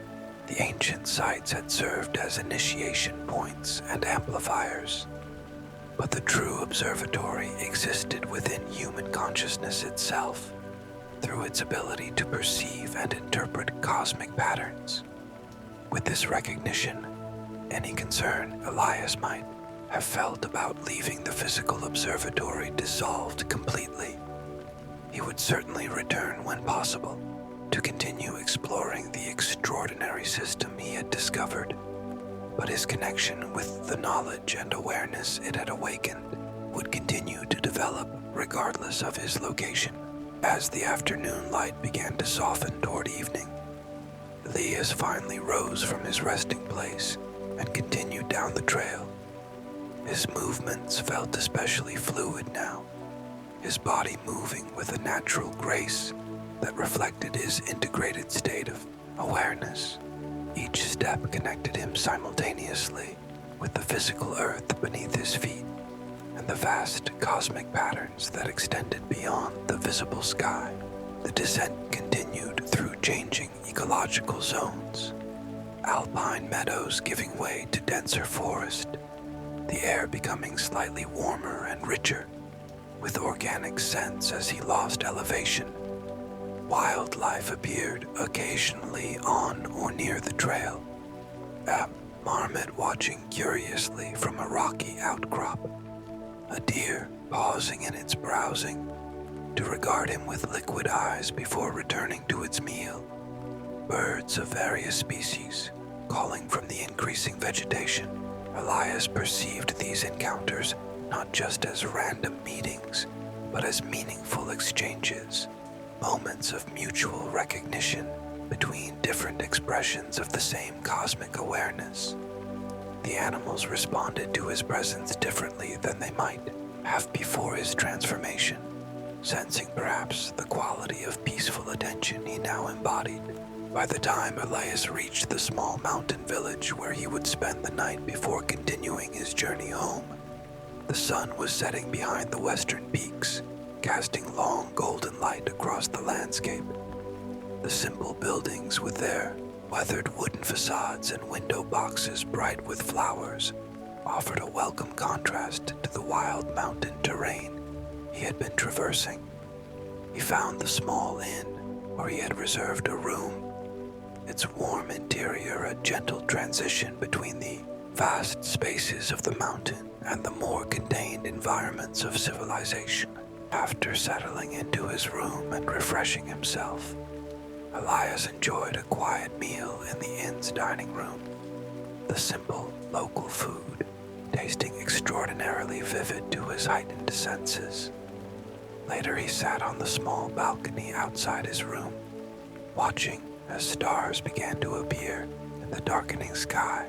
Without the perfect viewing conditions of the high observatory, the stars were less numerous and brilliant, but his enhanced perception could still discern the subtle energy patterns flowing from key celestial points.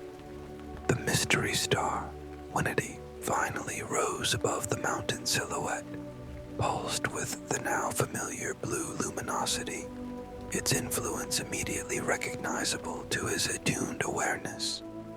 Elias settled into a comfortable position on the wooden balcony chair, allowing his body to grow heavy and relaxed as he maintained open attention to both inner and outer experiences. His breathing naturally slowed and deepened, each inhale drawing in the cool night air, along with the subtle stellar influences. Each exhale releasing tension and unnecessary mental activity.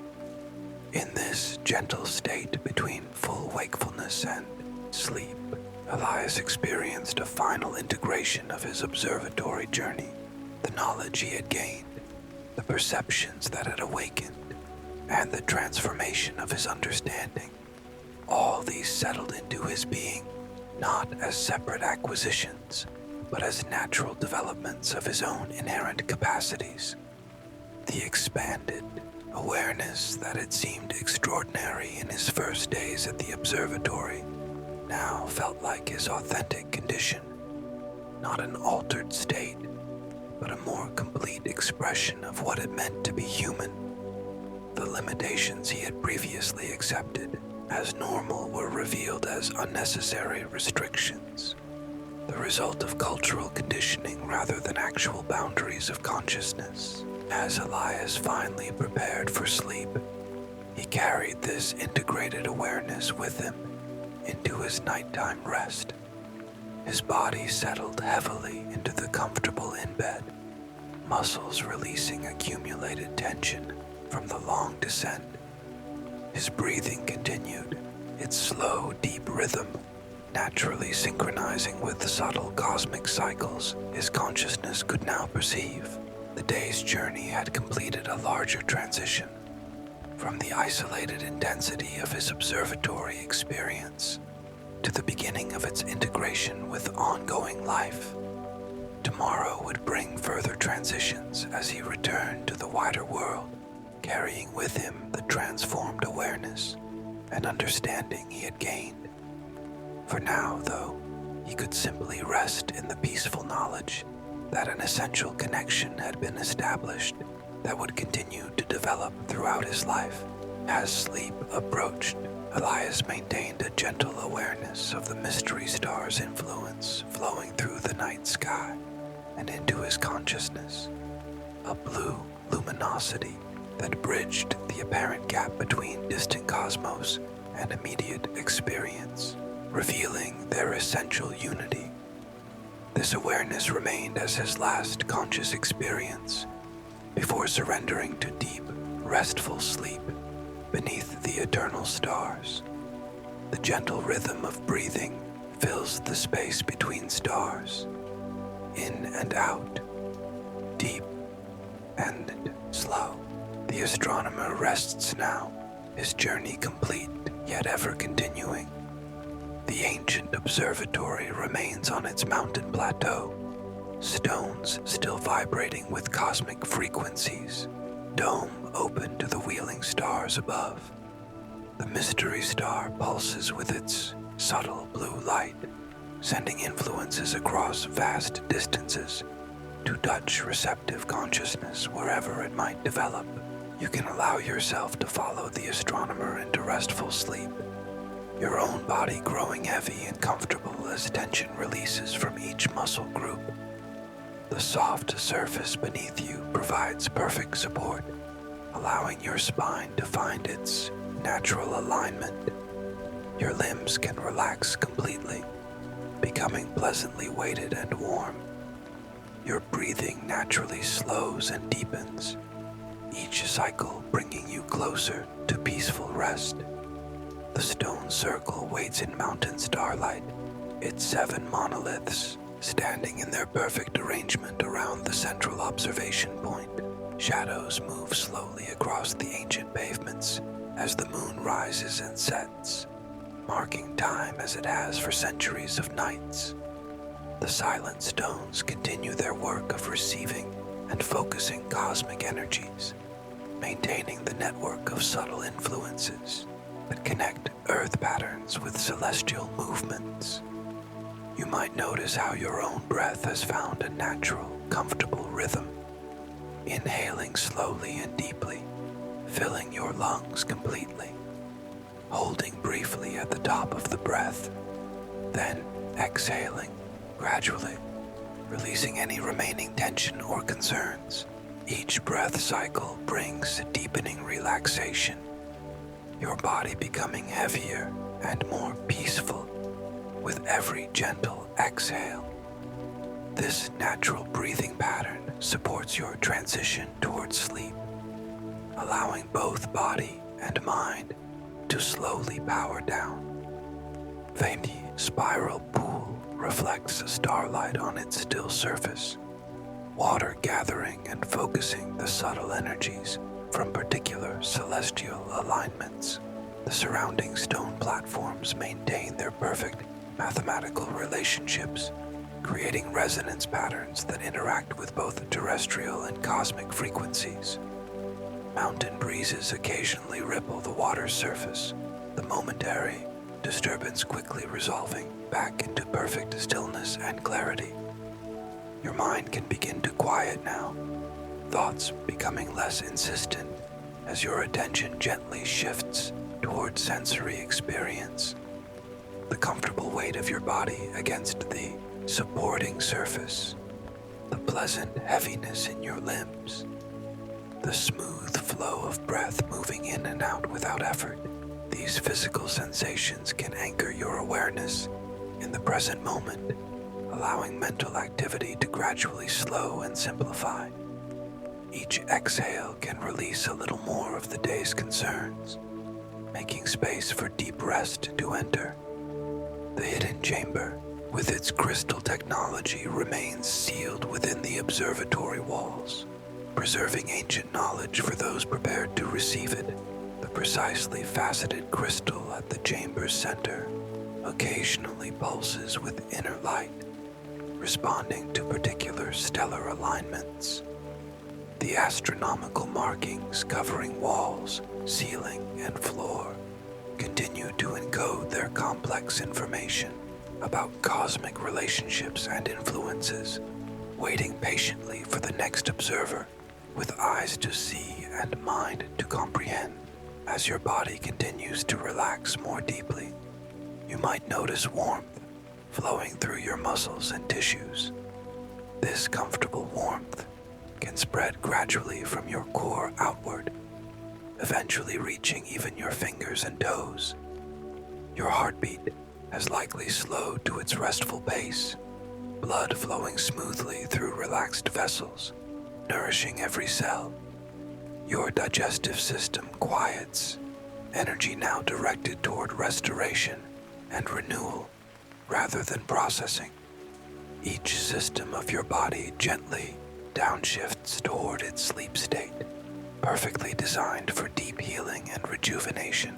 The blue book of star charts rests closed on its reading table in the observatory library, its silver and gold ink temporarily dormant until light and attention bring its illustrations back to luminous life. The mystery star's representation waits within those pages, surrounded by its concentric circles and cryptic symbols, encoding knowledge about cosmic influences and subtle energy patterns. The joined pages still keep their hidden secrets, waiting for the right observer to discover and comprehend their deeper meanings. You're allowing yourself to drift now, floating in that peaceful space between wakefulness and sleep. Your thoughts may come and go like passing clouds, but you need not hold on to them. It's okay to let your mind wander gently or to focus softly on the sound of these words. Each breath continues its smooth rhythm, carrying you deeper into relaxation. Your eyelids may feel particularly heavy now, comfortable in their closed position. The muscles of your face have softened, your jaw relaxed, your tongue resting easily in your mouth. The ancient observatory stands beneath the wheeling stars, its stones absorbing and transmitting cosmic vibrations. The network of observation sites spread across the mountain landscape continues its work of receiving, focusing, and distributing stellar influences. The mystery star pulses with its subtle blue luminosity, sending its particular frequencies toward receptive consciousness. Wherever it might develop, the entire system maintains its function across centuries, bridging past and future through its present operation. Your breath has become very slow and deep now, each cycle gentle and effortless. Inhaling, peaceful energy filling your body. Exhaling, releasing completely. This natural rhythm perfectly supports your transition into sleep. You might notice that the space between your thoughts has expanded, moments of complete mental quietness becoming longer and more frequent. This is the mind's preparation for sleep, gradually releasing its hold on active processing and allowing deeper brain states to emerge. The astronomer sleeps peacefully now, his transformed awareness continuing to develop even in dreams. The connections established through his observatory experiences remain active, cosmic influences flowing through his consciousness. Regardless of physical location, the knowledge and perception he gained have become integrated aspects of his being, continuing to evolve and expand through both waking and sleeping states. You are drifting deeper now, your body completely heavy and relaxed. Each breath is slow and deep. Your mind grows quieter with each passing moment. Sleep approaches gently, a natural transition rather than a sudden shift. You can surrender to this process completely, trusting your body's innate wisdom. There is nothing you need to do, nowhere you need to go, just allowing this peaceful state to deepen at its own perfect pace. The stars continue their ancient patterns across the night sky. The mystery star pulses gently with its blue luminosity. The observatory stones vibrate with subtle cosmic frequencies. All continues as it has for centuries, the great wheel of celestial movement marking time in its grand cycles. Night deepens toward its middle phase, the quiet hours when stellar influences flow most directly into receptive consciousness. Your breathing is very slow now. Your body is completely heavy. Your mind grows ever quieter. Sleep draws nearer with each breath. You can let go completely, drifting deeper, peaceful and secure. Stars wheeling silently above, cosmic energy flowing gently through, each breath slower than the last. Mind quieting, body heavy, drifting, floating, peaceful, safe, resting. Good night.